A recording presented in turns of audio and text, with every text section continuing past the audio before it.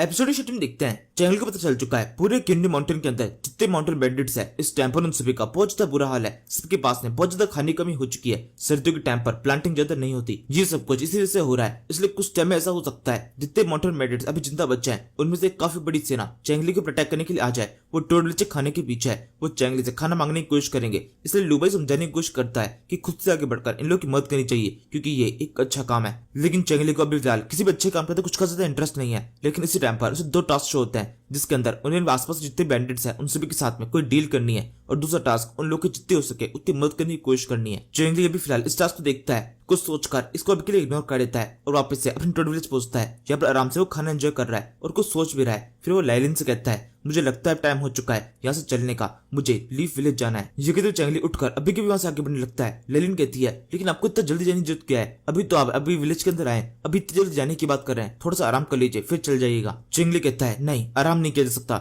ये काम बहुत ज्यादा इंपॉर्टेंट है, मुझे अभी वहां पर जाना पड़ेगा। ये सुनकर लाइलिन पहले तो अपना मुंह फुला लेती है और फिर चैंगली के पास में आकर उसको एक रुमाल देते हुए कहने लगती है अगर आप जाना चाहते हैं तो आप जा सकते हैं लेकिन इसको अपने साथ में ले जाइए, मैंने इसके ऊपर खुद से नक्काशी की है। जी सुनकर चैंगली इस चीज को ले लेता है। उसके चेहरे के ऊपर कुछ का रिएक्शन नहीं होता है। लाइलिन बस उसे देखती रह जाती है। चैंगली वहां से जा चुका है। इसके बाद हम चैंगली को उसके सफर में देखते हैं। इस टाइम पर वो एकदम अकेला है, वो किसी को अपने साथ में लेके नहीं आया। इसकी कुछ देर बाद में चैंगली लीफ विलेज पहुंच जाता है बड़े आराम से। सामने तो पूरा मार्केट है जो ये पूरी तरह खाली पड़ा हुआ है। सर्दियों का असर यहाँ पे भी दिखाई दे रहा है। जब चैंगली रेस्टोरेंट के पास में पहुंचता है बाहर की तरफ एक बंदा खड़ा हुआ है। चैंगली से पूछता है सुइंग कहां पर है। वो बंदा बताता है कि सुइंग से मिलने के लिए कोई आया हुआ है और वहां पर अंदर साइड बैठा हुआ है। फिर चैंगली इस बंदे को जाने लगता है। उस पर चलता है ये बंदा सू फैमिली से बिलोंग करता है। इसका नाम सू मेलिन है जो कि सुइंग का अंकल है। यहाँ से अब हम इस मीटिंग रूम के अंदर से देखते हैं जहाँ पर सू मोलिन और सुइंग की कुछ बातें चल रही है। सू मोलिन इस टाइम पर अपनी एक बहुत ही गंदी चाल लेकर यहाँ पर आया होता है। वो कहने लगता है सुइंग मैं देख रहा हूँ आजकल तुम्हारी हरकतें बिल्कुल भी ठीक नहीं हो रही है। तुम गले पे बैठने लगी हो, तुमने अपना चेहरा सबको दिखाना शुरू कर दिया है, ये बिल्कुल भी ठीक नहीं है। तुम इस तरीके सबके सामने नहीं आ सकती।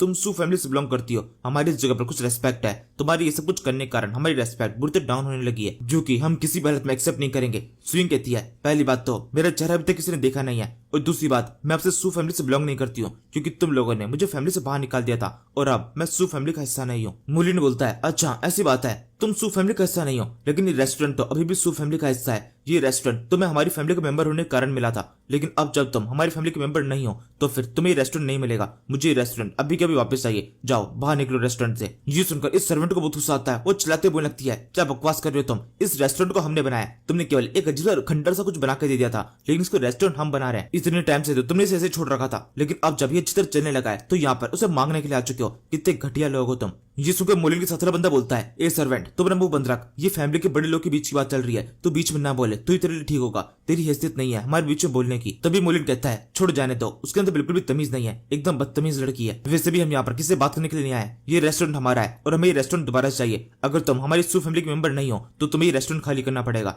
लेकिन मैं तुम्हें एक ऑफर दे सकता हूँ, अगर तुम एकदम शांति से रेस्टोरेंट को खाली कर दोगी तो मैं तुम्हें दोबारा से सू फैमिली का मेंबर बना दूंगा और तुम घर चल सकती हो। लेकिन उसके बाद में तुम्हें ऐसा कुछ बेकार काम करने की जरूरत नहीं पड़ेगी, तुम्हें एक काम करने नहीं दिया जाएगा। मुझे लगता है तुम जैसे नाजुक लड़के के लिए इतना काम काफी होगा जितना तुमने कर लिया है, अब आराम से घर बैठो। मोलिन इतना कह रहा होता है तो पीछे से दोबारा से हो जाती है तुम कितने घटिया इंसान हो। मोलिन कहता है किसकी हरकत है ये, कितने बदतमीज लोग हैं यहाँ पर। एक और बंदा आ गया मेरी बातों बीच में काटने के लिए। इस टाइम में चैंगली यहाँ पर एंट्री होती है। वह बोलने लगता है यहाँ पर सब कुछ चल क्या रहा है। मोलिन कहता है पहले तुम बताओ तुम कौन हो और इस तरीके से हमारे रेस्टोरेंट के अंदर घुसे कैसे चले आ रहे हो। चैंगली कहता है तुम्हारी हिम्मत कैसे हुई इस रेस्टोरेंट को हमारा कहने की, ये रेस्टोरेंट मेरा है, तुम्हारे अंदर इतनी हिम्मत नहीं होनी चाहिए कि मेरे सामने खड़े होकर मेरे रेस्टोरेंट को अपना रेस्टोरेंट कहो। क्या तुम जानते नहीं हो मैं कौन हूँ? इससे पहले कि मैं तुम्हारे बारे में बताऊं जल्दी से यहाँ से बाहर निकल जाओ। ये कहते चैंगली बहुत ही गुस्से में इन्हें घूर के देख रहा होता है और इसके साथ में ये बंदा जो कि मोलिन के साथ में है वो तुरंत से पहचान जाता है। वो कहता है ये तो चैंगली है। दूसरा बंदा बोलता है क्या कह रहे हो तुम, कौन चैंगली, मैं किसी भी चैंगली को नहीं जानता। सातवां बंदा बोलता है अपना वो बंद रखिए, जल्दी यहाँ से बाहर निकलिए इससे पहले कि गुस्सा हो जाए, ये बहुत ही खतरनाक आदमी है। जो कहते हैं वो मोलिन को अपने साथ में लेकर उस रेस्टोरेंट से बाहर निकल जाते हैं। चैंगली हंसते हुए स्विंग से पूछने लगता है काफी लंबा टाइम हो गया तुमसे मिले हुए, वैसे क्या हालचाल है। स्विंग यहाँ पर चैंगली तो देख रही होती है काफी रोमांटिक अंदाज में। इसके अगले सेकंड सब कुछ बदल जाता है। उसकी नजर पड़ती है चैंगली के पास में एक रुमाल है लेकिन चैंगली अक्सर इस तरह की चीज अपने पास में नहीं रखता है तो स्विंग को थोड़ा अजीब सा लगता है। वो तुरंत उसके पास में आकर उस रुमाल को छीन लेती है और उसे देखने लगती है। इस नीचे की साइड में नक्काशी की गई है और साथ में कुछ लिखा हुआ भी है। ये देखो जब चेंगली को रहने लगता है उसके ऊपर खतरा आने वाला है, वो तुरंत बात बदलता है। वो कहता है नहीं, ये मैं तुम्हारे लिए लेके आया था, असल में तुम्हें मैं किसी तरीके से सरप्राइज देना चाहता था और तुमने तो उससे पहले उसे पकड़ लिया। देखो ये सही नहीं है, जब तक मैं तुम्हें कोई गिफ्ट ना दूं तब तक तुम्हें उसे मुझसे छीनना नहीं चाहिए। जी की तरह चेंगली आंखों में साफ दिखाई दे रहा है कि ये सब कुछ पूरी तरह झूठ है। इस बार तो इस बात को सेवेंटी पहचान चुकी है। वो कहने लगती है तुम झूठ बोल रहे हो, तुम्हारी आंखों में दिखाई दे रहा है। चेंगली अपनी आंखें फेर लेता है। सुइंग कहती है चलो अब ये बताओ तुम यहाँ पर आए क्यों? ऐसा तो नहीं हो सकता, तुम केवल मुझसे यहाँ पे मिलने के लिए आए हो। चेंगली बोलता है वैसे तो आया तो मिलने के लिए ही हूँ, लेकिन दूसरा कारण भी है, मेरे को तुमसे थोड़ा बहुत ग्रेन खरीदना है। सुइंग बोलती है बस इतनी सी बात, केवल अनाज खरीदने के लिए तुम यहाँ पर इतनी दूर आए हो, वो भी खुद से,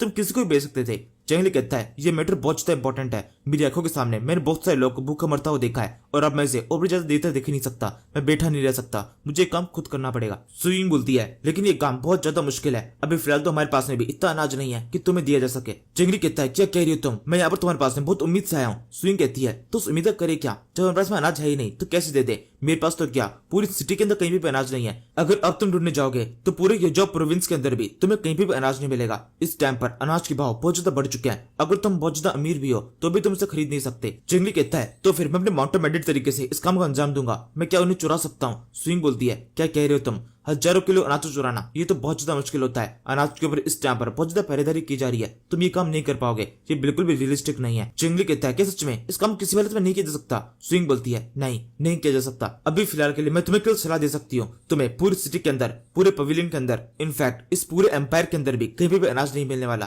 क्योंकि ये एम्पायर बहुत ज्यादा वीक है। लेकिन अगर तुम साउथ की तरफ जाओगे तो उस साइड में बहुत सारे ऐसे बड़े बड़े एम्पायर्स हैं जिनके पास बहुत सारा अनाज है, अगर तुम उनके साथ में किस तरह कोई डील कर लेते हो, उनको अपना पेपर बेचकर, तुम्हारे पास जो मिर्ची है उसको बेचकर उनसे अनाज लेने की कोशिश करते हो, तो जरूर से वो तुम्हारे साथ डील करेंगे, क्योंकि उनके पास में काफी सारा स्टॉक पड़ा हुआ है। यहाँ से साउथ में योंगजाओ है जिसके बारे में ये कहा जाता है कि ये जगह फूड बास्केट की तरह है जहाँ पर सबसे ज्यादा अनाज उगता है। अगर तुम यहाँ पर जाओगे तो तुम्हें काफी सारा अनाज मिल जाने वाला है, इनमें सभी लोगों के पास में काफी सारा अनाज होगा। चेंगली कहता है वैसे ये जगह है कितनी दूर? स्विंग कहती है बहुत ज्यादा दूर है, तुम्हें पहले हमारे पूरे एम्पायर को क्रॉस करना पड़ेगा, फिर एक और एम्पायर को और फिर एक और एम्पायर को, उसके बाद में तुम योगजाओ पहुंचोगे। अगर तुम घोड़ों से जाते हो तो तुम्हें कम से कम 5 से 6 महीने लगने वाले हैं। चिंगली कहता है क्या कह रही हो तुम, 5-6 महीने? मेरे पास इतना टाइम नहीं है, इतने टाइम में तो हमारा पूरा क्यूनी माउंटेन पूरे खाली हो जाएगा, सबके सब भूखे मर जाएंगे। सुइंग कहती है वहां पहुंचने का एक और अच्छा तरीका है, तुम समुद्र के रास्ते का यूज कर सकते हो, अगर तुम उस रास्ते से जाओगे तो 15 दिन लगेंगे तुम्हें पूरा राउंड ट्रिप करने में। घोड़ों से जाने में तुम्हें बहुत लंबा चक्कर घूम भी जाना पड़ता है, लेकिन समुद्र से तुम सीधे पहुंच सकते हो। चिंगली कहता है क्या सच में समुद्र से रास्ता इतना ज्यादा फास्ट हो सकता है, केवल 15 दिन लगेंगे? स्विंग बोलती है ये 15 दिन तुम्हें तब लगेंगे जब सब कुछ एकदम स्टेबल होगा, लेकिन समुद्र हमेशा स्टेबल नहीं रहता है, उसके अंदर कई बार कुछ न कुछ तूफान आते रहते हैं। इसके अलावा समुद्र के अंदर तुम्हें काफी सारे बैंडिट्स भी मिलेंगे, वो भी तुम पर अटैक कर सकते हैं, तुम्हें उनका भी सामना करना पड़ेगा। बाकी इसके अलावा न जाने किस किस तरह की दिक्कत है तुम्हारे सामने उस समुद्र के अंदर आने वाली है, तो 15 दिन तो तुम्हें मिनिमम लगेंगे, उसके ऊपर जो लग सकता है वो तो लगेगा ही। चिंगली कहता है यानी इसका मतलब हम केवल 2 चीजें कर सकते हैं, फर्स्ट रास्ते में बहुत ज्यादा टाइम लग जाएगा जिसका कोई मतलब ही नहीं है, वो टाइम बहुत ज्यादा है, दूसरा रास्ता बहुत फास्ट है लेकिन बहुत खतरा है, लेकिन इस खतरे को उठाना पड़ेगा। तो सुइंग क्या तुम मेरे लिए काम कर सकती हो, मेरे लिए एक बड़ी सी बोट तैयार करा दो, और उसके लिए तुम्हारे पास में केवल 1 दिन है, एक रात के अंदर पूरी बोट तैयार हो जानी चाहिए, मुझे कल तक बोट चाहिए। जेके तो चंगली उठकर जाने लगता है। स्विंग कहती है तो फिर क्या तुम जा रहे हो, या तुम कुछ और दिन यहाँ पर नहीं रुकोगे, अभी इतनी जल्दी आना जरूरी है? चंगली बोलता है हाँ बहुत जरूरी है, मेरी आंखों के सामने बहुत सारे लोग मर रहे हैं और हर एक दिन और भी लोग मरते जाएंगे, मेरा थोड़ा सा आराम किसी और की जान ले सकता है। जहाँ से अब सीन शिफ्ट होता है, हम फ्लैंकटर विलेजेस में देखते हैं जहाँ पर खाना पूरी तरह खत्म हो चुका है, काफी सारे लोग जहाँ जीने बैठे हुए हैं, उनको बहुत ज्यादा भूख लग रही है। इनमें से एक बंदा बोलता है कि सच में हमारे से बिल्कुल भी खाना नहीं है, कुछ तो होगा खाने के लिए, मैं कुछ भी खा सकता हूँ। दूसरा बंदा बोलता है लेकिन कुछ खाने के लिए है ही नहीं, पूरा फ्लैंकटर विलेज पूरी तरह खाली हो चुका है, हमें इंतजार करना पड़ेगा सर्दियों खत्म होने का। पहला बंदा बोलता है काश हम भी टोड विलेज के अंदर होते, हमने उस विलेज ज्वाइन कर लिया होता तो हमारे पास में खाने के लिए काफी कुछ होता, इस तरीके से भूखा नहीं मरना पड़ता, इस तरीके से सर्दियां खत्म होने का इंतजार नहीं करना पड़ता, हमारे पास काफी सारे कुछ खाने को होता। इन्हीं सारी बातों को सारे लोग रिपीट कर रहे होते हैं, इनके लीडर गोफी ये सब कुछ बैठे बैठे सुन रहा होता है और उसको काफी बुरा सा लग रहा है, काफी गुस्सा भी आ रहा है कि वो कितना लाचार है, अपने लोगों को कुछ भी खाने के लिए नहीं दे पा रहा, वो खुद भी काफी भूखा है। इसी समय उसका स्ट्रेटेजिस्ट उसके पास में आता है और उससे कहने लगता है मेरे पास में एक तरीका है। गोफी बोलता है तरीके से तुम्हारा क्या मतलब है, कि तुम्हारे पास में कोई ऐसी टेक्निक है जिससे हमारे लिए खाना लेके आ सके? स्ट्रेटेजिस्ट बोलता है नहीं ऐसा तो कुछ नहीं है, लेकिन इससे अलग कुछ है, मैंने अपने कुछ लोगों को टोड विलेज के ऊपर नजर रखने के लिए कहा था और अभी हाल ही में बस खबर आई है कि उनके पास में काफी कुछ खाने के लिए है, उनके पास में थाउजेंड्स ऑफ अनाज है जो कि उनके पास में ऐसे पड़ा हुआ है, मतलब उनकी सर्दियां आराम से गुजर सकती है, उससे भी ज्यादा है उनके पास। गूफी कहता है तुम कहना क्या चाहते हो, क्या तुम्हें ऐसा लगता है कि हम उनके पास में जाकर उनसे वो चीज चुरा सकते हैं या फिर उनसे मांग सकते हैं? स्ट्रेटेजिस्ट कहता है नहीं ये दोनों तरह के काम नहीं करने वाले, वो बहुत ब्रूटल है, मांगने से कुछ नहीं देंगे और हम चोरी कर नहीं सकते क्योंकि उन्होंने एक बड़ी दीवार बना रखी है, दीवार को क्रॉस नहीं किया जा सकता, उनका डिफेंस कब जब तगड़ा है तो ये तो काम नहीं करेगा। मैंने जो जो सोचा है वो उससे एकदम अलग है। अगर यहाँ पर हम सर्वाइव नहीं कर पा रहे हैं तो मैं नहीं चाहता हूँ कि कोई और भी यहाँ पर सर्वाइव कर पाए। हम उनके पूरे जंगल के अंदर, उनके पूरे आसपास के विलेज के अंदर सब जगह पर आग लगा देंगे। उनकी दीवार उनको आग से तो नहीं बचा पाएगी। गूफी कहता है क्या बकवास कर रहे हो तुम, अगर इस तरह से आग लगाई गई तो जितना भी अनाज है वो सारा भी जल जाएगा, वो सारे लोग मारे जाएंगे, हम इतना क्रूर नहीं हो सकते। स्ट्रेटेजिस्ट बोलता है हमें क्रूर होना पड़ेगा, क्योंकि अगर हम मर गए और वो जिंदा रह गए तो ये भी बिल्कुल भी ठीक नहीं है। वो आराम से ऐसी जिंदगी जी रहे हैं और यहाँ पर हम भूखे मर रहे हैं। अगर फ्लैंक टाइगर विलेज के सभी लोग खत्म होना है तो फ्लैंक टाइगर विलेज अकेला खत्म नहीं होगा, बल्कि टोड विलेज को भी खत्म करके खत्म होगा। गूफी को अभी भी स्ट्रेटेजिस्ट की सारी बातें बिल्कुल पसंद नहीं आ रही होती है, ये तरीका बहुत घटिया है। तभी कहीं से एक आवाज आती है, एक बहुत अच्छी खबर है। चैंगली जो कि टोड विलेज का लीडर है, उसके पास में एक अच्छी खबर आई है। वो एक बहुत शानदार अनाउंसमेंट सबके सामने करना चाहता है, इसलिए उसने सभी को टोड विलेज बुलाया है। ये सुपर स्ट्रेटेजिस्ट कहता है अब ये किस तरह का तमाशा है, वो क्या करना चाहता है। गूफी बोलता है मुझे यकीन है वो कुछ न कुछ खास करना चाहता होगा, और अगर सच में कोई गुड न्यूज हुई तो काफी शानदार रहेगा। अभी इस टाइम पर केवल एक ही न्यूज है जो कि गुड हो सकती है, कि वो हमारे लिए खूब सारा अनाज लेके आया है और वो उसे हमें देने वाला है। और अगर ऐसा नहीं होता है, जो कोई बकवास निकलती है, वो केवल हमारे से तो कोई प्रैंक करना चाहता है, तो उसका तो बिल्कुल भी ठीक नहीं होगा। हम आपके तरीके को फॉलो करने के लिए तैयार हो जाएंगे, हम उनके पूरे विलेज को आग लगा देंगे, चाहे ये तरीका कितना ही ब्रूटल हो, मैं इसके लिए भी तैयार हो जाऊंगा। क्योंकि चैंगली की जगह पर काफी रेस्पेक्ट हो चुकी है, क्योंकि इकलौता वही इंसान है जिसके पास में खाना है। इसलिए उसकी बात सुनकर सबके सब यहाँ पहुंच जाते हैं, लेकिन सब बहुत गुस्से में। इन सभी ने अपनी तलवारें अपने साथ में ली हुई है और अपने काफी सारे लोग यहाँ पे लेके आए हुए हैं। इनमें से कुछ चिल्लाते बोलने लगते हैं चैंगली जल्दी से बाहर आओ, हमारे पास टाइम वेस्ट करने के लिए बिल्कुल भी नहीं है। गोफी भी यहाँ पर होता है अपने स्ट्रेटेजी के साथ में, वो इस जगह पर आया है। जब तक चैंगली यहाँ पर नहीं आता वो इन लोगों से पूछने लगता है वैसे तुम लोग कैसे हाल है, कि तुम्हारे पास प्रॉपर खाना है, वैसे तुम लोगों को पता है ये चैंगली किस अनाउंसमेंट करने वाला है। दूसरा बंदा बोलता है मुझे तो लग रहा है ये सब कुछ कोई प्रैंक है, वो केवल हमारा टाइम वेस्ट करना चाहता है और वो ये दिखाना चाहता है कि उनके पास में खाना है और हमारे पास में नहीं है, वो हमें जलाना चाहता है। अगर सच में ऐसा है तुम सबके सब साथ में मिलकर अभी इस टोड विलेज को प्रोटेक्ट करके इसे खत्म कर देंगे। इसी समय एक दूसरा बैंडिट बोलता है देखो वहां देखो, टोड विलेज के गेट खुल रहे हैं। टोड विलेज के गेट खुलते हैं और उसके अंदर से पहले दो बंदे बाहर निकलते हैं। ये गुफी बाव और ये वुल्फ लेडी है, जो कि इस टाइम पर काफी ज्यादा खुश है। इनके चेहरे के ऊपर बिल्कुल भी ऐसा एक्सप्रेशन नहीं है कि इनको अभी अभी जेल से छोड़ा गया है। अपने भाई को देखकर गुफी बोलने लगता है मेरे भाई तुम कैसे हो, इन टोड विलेज के लोगों ने तुम्हें ज्यादा परेशान तो नहीं किया। गुफी बाव बोलता है नहीं बिल्कुल वैसा नहीं हुआ जैसा कि आप सोच रहे हैं। आप मेरी तो देखिए मेरा वेट कितना गेन हो चुका है, इन्होंने काफी अच्छी तरीके से मेरी मेहमान नवाजी की, मेरे को काफी कुछ खाने को दिया। वैसे मैं देख सकता हूँ आपके हालात बाहर रहते हुए कुछ खास अच्छे नहीं थे, आपका वजन काफी कम हो गया है। ये कहते गुफी बाव बाकी लोगों के पास में आकर उनसे बताने लगता है कि उसे किस तरीके से टोड विलेज से अच्छा ट्रीट किया गया। इस टाइम पर गुफी सोचने लगता है ये जेल के अंदर भी इतने मजे कर रहा था और मैं जब बाहर था तब मेरे को भूखा रहना पड़ा, ये सब कुछ झेलना पड़ा, ये सब क्या हो रहा है। क्या सच में टोड विलेज के पास इतना कुछ खाने का है कि उसके अंदर जेल के अंदर रहने के लिए भी लोग तैयार हो जाएंगे। इसी समय चैंगली की आवाज आती है लेडीज एंड जेंटलमैन यहाँ ध्यान दो। चैंगली अकेला बाहर आ चुका है, उसके साथ बाकी सारे लोग वापस अंदर जा चुके हैं। वो इन लोगों से आगे बोलता है तो क्या मैं अपनी अनाउंसमेंट शुरू कर सकता हूँ। गुफी बोलता है हाँ जल्दी बताओ क्या अनाउंसमेंट है। चैंगली कहता है मेरी अनाउंसमेंट बहुत ज्यादा अच्छी है, मैं चाहता हूँ अपने टोड विलेज के अंदर मैं जितने भी अनाज रखा हुआ है वो मैं तुम सभी के साथ में शेयर करूंगा, तुम सभी को प्रॉपर अनाज मिलेगा और अब कोई भी भूखा नहीं मरेगा। चैंगली के इतने के साथ में पहले कुछ सेकंड के लिए तो एकदम खामोशी छा जाती है, किसी को उम्मीद नहीं थी कि चैंगली इस तरीके से अपना अनाज बांटने के लिए तैयार हो जाएगा। और सभी सब कहने लगता है तुम ऐसे कैसे कर रहे हो, क्या सच में तुम इतने उदार हो, तुम ये करने के लिए तैयार हो, तुम अपने पास से जितना भी अनाज है उसे हमारे साथ में शेयर करोगे। गूफी को इस सब के अंदर गड़बड़ लग रही होती है, वो चैंगली से पूछता है तुम ये सब कुछ कर क्यों रहे हो। चैंगली कहता है शायद इसलिए क्योंकि मैं एक अच्छा आदमी हूँ। नहीं ऐसा बिल्कुल भी नहीं है, ये सोचता है मत, मैं अपनी अच्छाई के चक्कर में इतना बड़ा स्टेप तो नहीं उठाऊंगा। मैं अब तुम लोगों के सामने एक बात तो क्लियर कर देता हूँ, मेरे को कुछ लोगों की जरूरत है, कुछ ऐसे वॉलंटियर्स जो काफी ताकतवर हो। मैं उन सभी को अपने साथ में एक बहुत बड़े मिशन पे लेके जाने वाला हूँ, जिसमें हमें काफी सारा खाना मिलेगा और उस खाने को दोबारा से हम टोड विलेज में लेके आएंगे ताकि हमें से कोई भूखा ना मरे। और ये हमारे लिए बहुत ज्यादा इंपॉर्टेंट है, इसलिए आप में से कुछ लोग मेरे साथ में शामिल हो सकते हैं, ये आपके लिए एक अच्छा मौका हो सकता है। इसलिए आप लोगों के विलेज के अंदर जितने भी ताकतवर लोग हैं जिनको लगता है कि उनकी काबिलियत बहुत ज्यादा है, वो बिल्कुल भी छुपने की कोशिश ना करें, वो खुद से आगे आए, अपने आप को साबित करें। हमारे टोड विलेज के अंदर बिल्कुल भी किसी तरह की खाने की कमी नहीं है और ये बात आप गोफी बाव और इस वुल्फ लेडी से पूछ सकते हैं। दोनों की हालत देख लीजिए कितनी शानदार है, दोनों को अच्छी तरीके से भरपेट खाना दिया गया है और सेम इसी तरीके से हम उस हर एक वॉलंटियर को ट्रीट करेंगे जो कि हमारे साथ में शामिल होने के लिए तैयार हो जाएगा। इसलिए आप जल्दी जाइए और खुद को तैयार कीजिए, अपना सारा सामान बांध लीजिए, ये मिशन काफी लंबा होने वाला है जिसके अंदर हमें काफी फायदा होगा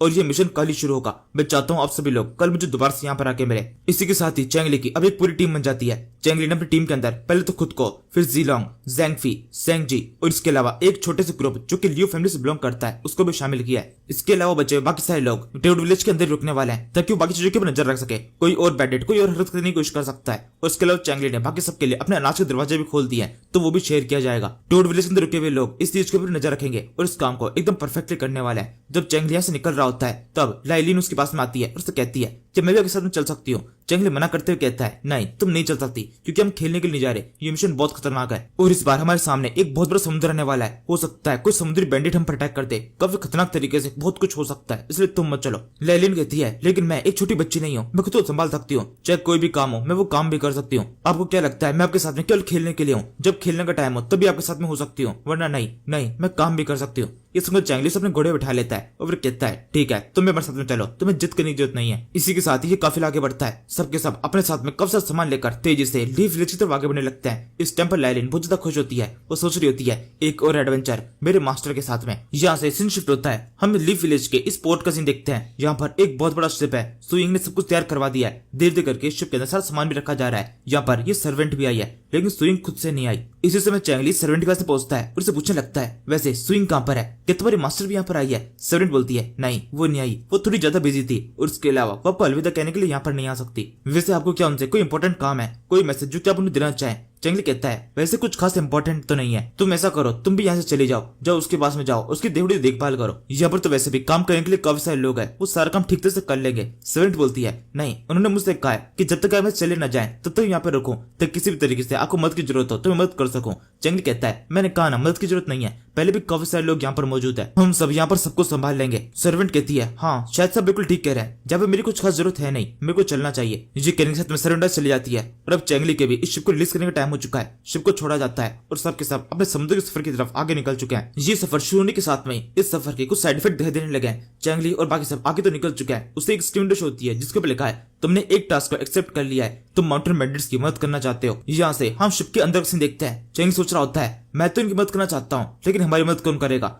यहाँ पर जितने माउंटेन बैंडिट्स हैं उन सभी की तबीयत कब ज्यादा खराब हो चुकी है। मेरे को सोचा ही नहीं था कि ये सारे माउंटेन बैंडिट्स अपनी पूरी जिंदगी में कभी भी समुद्र के अंदर नहीं आए हैं। माउंटेन में से तो कोई भी इनका सामना नहीं कर सकता, यहाँ पर शेरों की तरह डोलते हैं, लेकिन यहाँ पर समुद्र के अंदर ये पूरी तरह अपाहिज हो चुका है। इनकी हालत इतनी खराब है कि कोई छोटा सा बच्चा भी इनको बुरी तरह से पीट सकता है। चेंगली बाकी को देख देख के कह तो रहा है, लेकिन उसकी खुद की हालत बहुत ज्यादा खराब है, बाकी सबको लगातार उल्टियां होती जा रही है। इसी तरीके की हलचल सबके अंदर दिखाई दे रही है, वो लेडी चक्कर खा के इधर उधर गिर रही होती है। इसी तरीके से कुछ देखने शाम हो जाती है, सोने का टाइम हो चुका है। चेंगली अपने रूम की तरफ जाता है, तभी एकदम से उसको एक शानदार सीन दिखाई देता है। वहाँ उसके रूम के अंदर पहले से कोई है जिसने बहुत ज्यादा कपड़े नहीं पहने होते हैं, इसके बाल काफी ज्यादा लंबे हैं। चेंगली से पीछे साइड से देखता है और पीछे से देखकर पहचान जाता है। उसे कहने लगता है क्या मैं कोई सपना देख रहा हूँ? नहीं तुम यहाँ पर नहीं हो सकती, शायद से मैं कुछ अजीब तरह से बीमार हो चुका हूँ और बीमारी के कारण मेरे को वो दिखाई दे रहा है जो कि मैं देखना चाहता हूँ। तभी हम देखते हैं ये लड़की असल में सुइंग है, जो कि चिल्लाते बोलती है तो क्या तुम मुझे इस तरह से देखना चाहते हो? इसके अगले सेकंड एक चाटे की आवाज आती है। चेंगली गाल के ऊपर चाटे का निशान छप चुका है। चाटा खाने के बाद में हंसते आगे बोलता है वैसे तुम्हें देखकर ऐसा लग रहा है कि तुम्हारे ऊपर समुद्र कुछ खास इफेक्ट नहीं होता है, तुम पहले भी यहाँ पर आ चुकी हो। वैसे मैंने तुम्हें अपने साथ में चलने के लिए कहा नहीं था, तुम मेरे साथ में क्यों चल रही हो? स्विंग कहती है बस ऐसे ही, मुझे तुम्हारे पर ज्यादा भरोसा नहीं है और इस सब के अंदर मैं तुम्हारी काफी मदद कर सकती हूँ।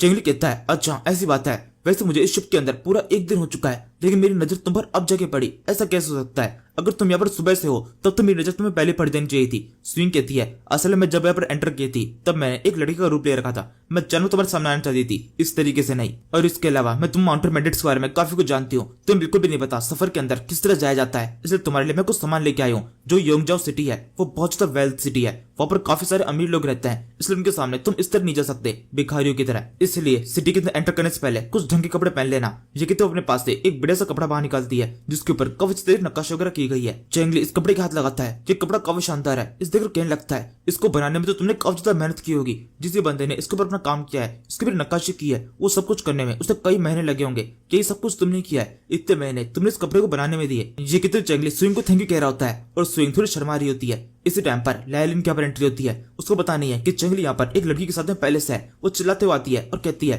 चीफ क्या अब यहाँ पर है, मैं अंदर आ सकती हूँ? ये कहते हुए एक छोटी बच्ची की तरह सीधे अंदर घुस जाती है। वैसे तो वो छोटी बच्ची है, काफी ज्यादा एक्साइटेड से होती है और अंदर आते ही उसके अंदर पड़ती है, वहाँ पर स्विंग भी है। स्विंग उस हंसते बोलती है अच्छा तो लैलिन तुम भी यहाँ पर हो, ये तुम्हें भी अपने साथ में लेके आया है। लैलिन इस टाइम पर बहुत चिड़ी हुई है, वो चिढ़ते बोलती है तुम मुझे मेरे नाम से मत बुलाओ और तुम मुझसे नहीं पूछ सकती कोई भी सवाल, क्योंकि मैं मास्टर चेंगली की सर्वेंट हूँ, वही मुझसे कोई सवाल पूछ सकते हैं और वही मुझे कुछ ऑर्डर दे सकते हैं, तुम मुझसे बात ना करो तो ही तुम्हारे लिए ठीक होगा। स्विंग बोलती है तुम मुझसे इस तरह से बातें कर रही हो जैसे हम एक दूसरे को जानते ही नहीं है, हम दोनों बचपन से काफी अच्छी दोस्त रही हैं। लैलिन कहती है लेकिन अब ऐसा कुछ भी नहीं है, मेरे मास्टर ये हैं चेंगली और यही वो सब कुछ है जिनको मैं जानती हूँ, अब इनके अलावा मैं और किसी को नहीं जानती, मुझे आपसे या फिर किसी और से बात करने में बिल्कुल भी इंटरेस्ट नहीं है, इसलिए मुझसे बात ना करें। ये कहते जीते करके लैलिन ने गुस्सा और सुन के स्विंग का गुस्सा दोनों की तरफ काफी ज्यादा बढ़ता जाता है, दोनों दूसरे को घूर के देखने लगती है। चेंगली सोचने लगता है ये सब कुछ क्या हो रहा है, अभी यहाँ पर लड़ाई शुरू हो जाएगी। समुद्र के बीच में ये दोनों की दोनों इतनी गर्म हो चुकी है, अब तो ये सफर और भी ज्यादा रोमांचक होने वाला है। चेंगली के इतना कहने के साथ में ही सीधे 5 दिन बीत जाते हैं। 5 दिन बाद में हम योंगजाओ सिटी का सीन देखते हैं। ये लोग योंगजाओ सिटी पहुंच चुके हैं। हवा के बहाव के कारण ये सफर कुछ ज्यादा जल्दी हो गया।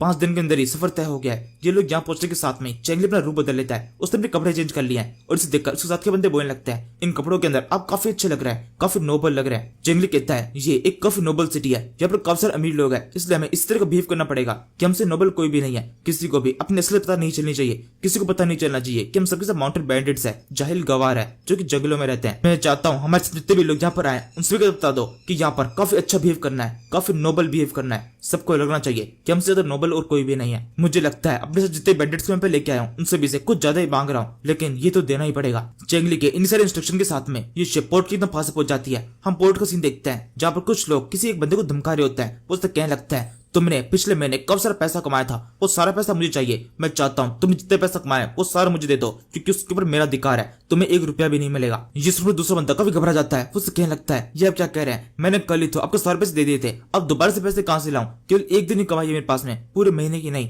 ये सुनने के साथ में ये लोग अब थोड़ा गुस्सा होने लगता है। उनमें से कहता है हमने जितना कहा उतना करो, हमें पूरे महीने की कमाई चाहिए, तुमने पूरे महीने जितना भी कमाया वो सारा हमारे सामने ला के रखो, नहीं तो तुम्हें कुछ ठीक नहीं होगा। ये कहने के साथ में ये लोग अब इस आदमी को पीटना शुरू कर देते हैं। उसकी पूरी तलाशी ले जाती है, लेकिन उसके पास में एक भी कॉइन नहीं मिलता। वो अपने मास्टर जिसका नाम लू है उसके बारे में बताने लगता है। लू कहता है क्या बकवास है, कितना गरीब आदमी था ये, इसको फेंक दो यहाँ से कहीं दूर, मेरे को दोबारा से पता दिखाई नहीं देना चाहिए। योंगजाओ सिटी को इस तरह गरीबों की कोई भी जरूरत नहीं है। इसके बाद में इस बंदे लू की नजर सामने तो एक शिप पे पड़ती है जो कि अभी भी पोर्ट पर आया है। ये चेंगली का शिप है। इस देखने के साथ में इसके चेहरे के ऊपर एक बड़ी स्माइल आती है, जाके बोलता है लगता है आज हम बड़ा हाथ मारेंगे, कोई है जो कि पहली बार यहाँ पर आया है। इसी के साथ ही ये बंदा लू अपने पूरे गैंग के साथ में चेंगली की तरफ बढ़ने लगता है। इनको देख के कहने लगता है स्वागत है आप सभी का योंगजाओ सिटी के अंदर। वैसे मुझे आपको देखकर लग रहा है आप यहाँ पहली बार आए, आपको यहाँ के रूल्स के बारे में नहीं पता होगा, इसलिए मैं लू जिया खुद से आपको यहाँ के रूल्स के बारे में बता देता हूँ। सबसे पहला नियम, यहाँ पर एंटर करने के साथ में काओ गैंग को थोड़ा बहुत टैक्स देना पड़ता है। वो टैक्स जिसकी मदद से आप यहाँ पर सेफ रहेंगे, यहाँ पर जो चाहे वो खरीद सकते हैं और जो चाहे आप वो बेच सकते हैं, लेकिन बिना हमारी परमिशन के कुछ भी नहीं होता है। आप ना कुछ सामान यहाँ से लेके जा पाएंगे और ना ही आपके शिप पर से कोई भी सामान यहाँ पर नीचे उतर पाएगा, और इसके अलावा भी आपको बहुत सारी परेशानियां हो सकती है।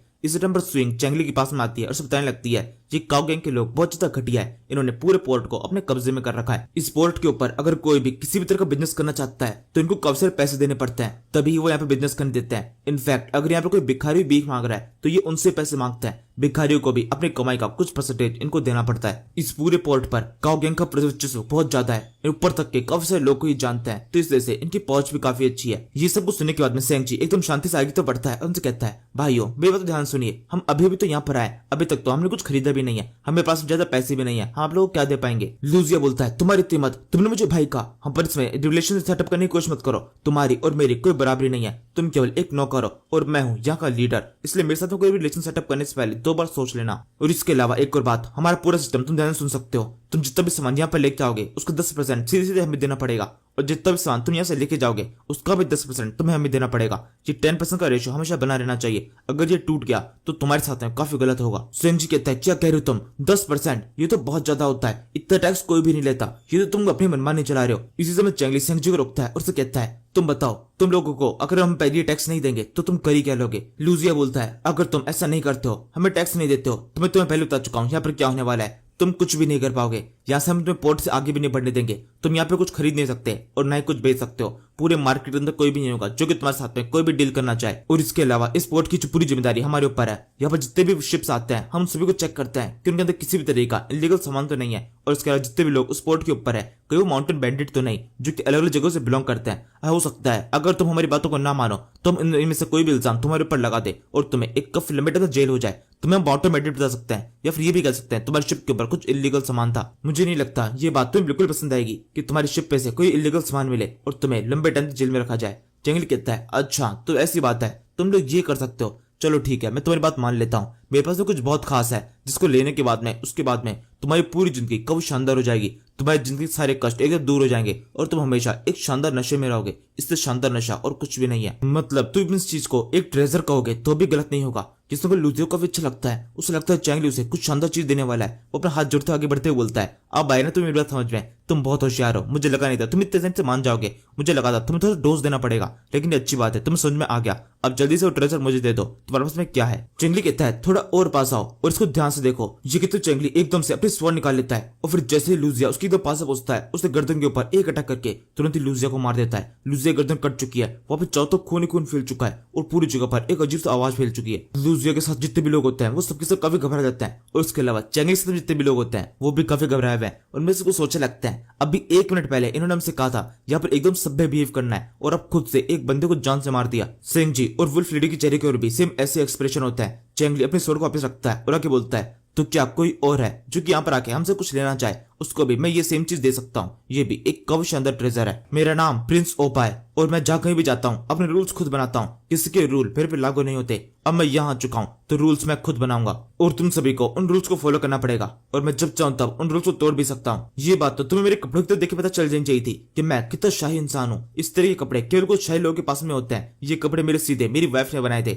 इन्हें देखकर भी अगर तुम्हें मेरे शाहित्व का एहसास नहीं होता है तो इसका मतलब तुम मौत के लायक हो। शिकित चंगली अपने स्वॉर्ड को वापस से मैन में डालता है। स्विंग कहने लगती है तुम्हारी वाइफ? कौन सी वाइफ? मैं तुम्हारी वाइफ नहीं हूँ। और ऑब्वियसली उसने ये बात बहुत धीरे से कही है लेकिन पूरी सिटी के अंदर बहुत ज्यादा बातें फैल चुकी है। सब जगह पर एक शोर मच चुका है कि किसी ने किसी को मार दिया। लूजिया मारा जा चुका है जो कि काओ गैंग का बिल लीडर था। इस बात से कुछ लोग बहुत ज्यादा नाराज है, वो लड़ाई के लिए आगे बढ़ रहे हैं। वहीं कुछ लोग इस बात से बहुत ज्यादा खुश है, वो इस बात की खुशी मना रहे हैं कि आखिरकार काओ गैंग का लीडर मारा गया। अब कुछ तो जो ये हरकतें करते हैं वो थोड़ी कम हो जाएगी। इसके बाद में हम काओ गैंग के इन काफी सारे लोगों को देखते हैं। एक बहुत बड़ी जन तेजी से भागते हुए पोर्ट की तरफ आ रही होती है। ये सीधे यहाँ पहुंचकर चेंगली को वापस से रोक लेते हैं। सामने काफी सारे लोग खड़े हुए हैं। चेंगली के साथ में इस टाइम में जितने भी लोग हैं उन सभी में से लाइलिन सबसे ज्यादा छोटी है। वो सब कुछ देखकर काफी घबरा जाती है। चेंगली से कहता है बिल्कुल घबराने की जरूरत नहीं है, इतना तो हम संभाल ही सकते हैं। इस टाइम पर एक बंदा आगे बढ़ता है और कहने लगता है तुमने बिल्कुल भी ठीक नहीं किया, तुमने हमारे लीडर को भी चोट पहुंचाई है, वो ठीक नहीं थी। यहाँ पर हमारे एरिया के अंदर आने के बाद में तुम्हारे साथ में इस तरह से हरकत नहीं कर सकते, ये बहुत गलत था। चैनल कहता है तू है कौन? वो बंदा कहता है बदतमीज, तुमसे तू के बात कर रहा है, या हमारे साथ में रेस्पेक्ट से बात करनी चाहिए। मेरा नाम जिया मिंग है और मैं काओ गैंग का सेकंड लीडर हूँ। चेंगली कहता है अच्छा ऐसी बात है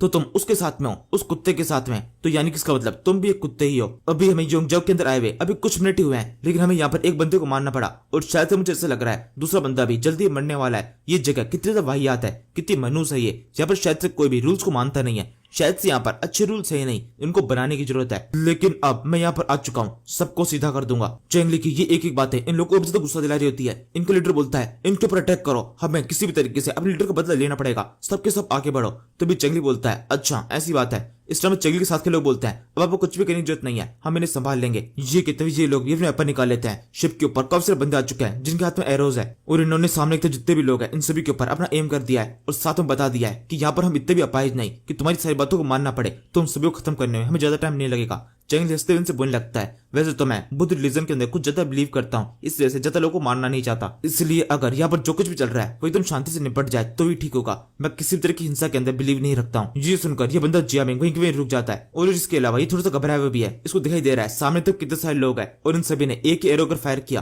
तो सबके सब खत्म हो जाएंगे। इसलिए वो रुक के सोचने लगता है ये बुद्ध रिलीजन से बिलोंग करता है, हिंसा नहीं फैलाना चाहता और अभी अभी इसने एक बंदे को मार दिया, ये तो हिंसा कर चुका है। इसके बाद में वो चेंगली से कुछ कहने की कोशिश करता है तभी चेंगली कहता है एक मिनट रुको, तुम केवल एक कुत्ते हो और तुम्हारी औकात नहीं है मुझसे बात करने की। मैं प्रिंस ओपा हूं, मेरा एक अलग वर्चस्व है, एक अलग लेवल है, तुम उस लेवल तक नहीं आ सकते और मैं तुम्हारे लेवल तक गिरूंगा नहीं, इसलिए मुझसे बात मत करो। ये कहते चेंगली ने जिया मिंग की एक ऊपर इंसल्ट कर दिया है। जिया मिंग काफी गुस्सा होता है, वो सोचने लगता है इसके अंदर एग्रोरेंस कुछ ज्यादा ही है, ये तो बहुत ही अजीब ढंग से हमसे बात कर रहा है, इतनी बार हमारी बेइज्जती कर चुका है, अब तो उसको जान देना हमारे लिए बिल्कुल भी ठीक नहीं होगा हमारी इतनी इंसल्ट के बाद में। लेकिन फिर भी इसका जिस तरह का बिहेवियर है ये मुझे ठीक नहीं लग रहा है। ऐसा लग रहा है कि ये बहुत शायद नोबल फैमिली से बिलोंग करता है, इस वजह से इतना ढंग से बिहेव कर पा रहा है। अभी इससे पंगा लेना थोड़ा मुश्किल हो सकता है। अब इसके बैकग्राउंड के बारे में ज्यादा जानते नहीं है, पहले सब कुछ जान लेते हैं, देख लेते हैं क्या कर सकता है, उसके बाद में सबक सिखाएंगे। तभी चेंगली आगे बोलता है यहाँ से हम योंगजाओ टावर जा रहे हैं, वहां पर कुछ टाइम के लिए हम आराम करेंगे। मैं जानता हूँ तुम्हारा एक लीडर और है, वो चाहे तो रात को हमसे मिलने के लिए आ सकता है, तुम्हारा मेन मास्टर, मैं अब सीधे उससे मिलना चाहता हूँ। ये सुनकर जिया मिंग वापस से क्लच जाता है। वो सोचने लगता है ये तुम्हारे मास्टर के बारे में जानता है, हमारे मास्टर को इससे मिलने के लिए जाना पड़ेगा। क्या सच में इसकी इतनी औकात है कि हमारा मास्टर खुद से इससे मिलने के लिए जाए?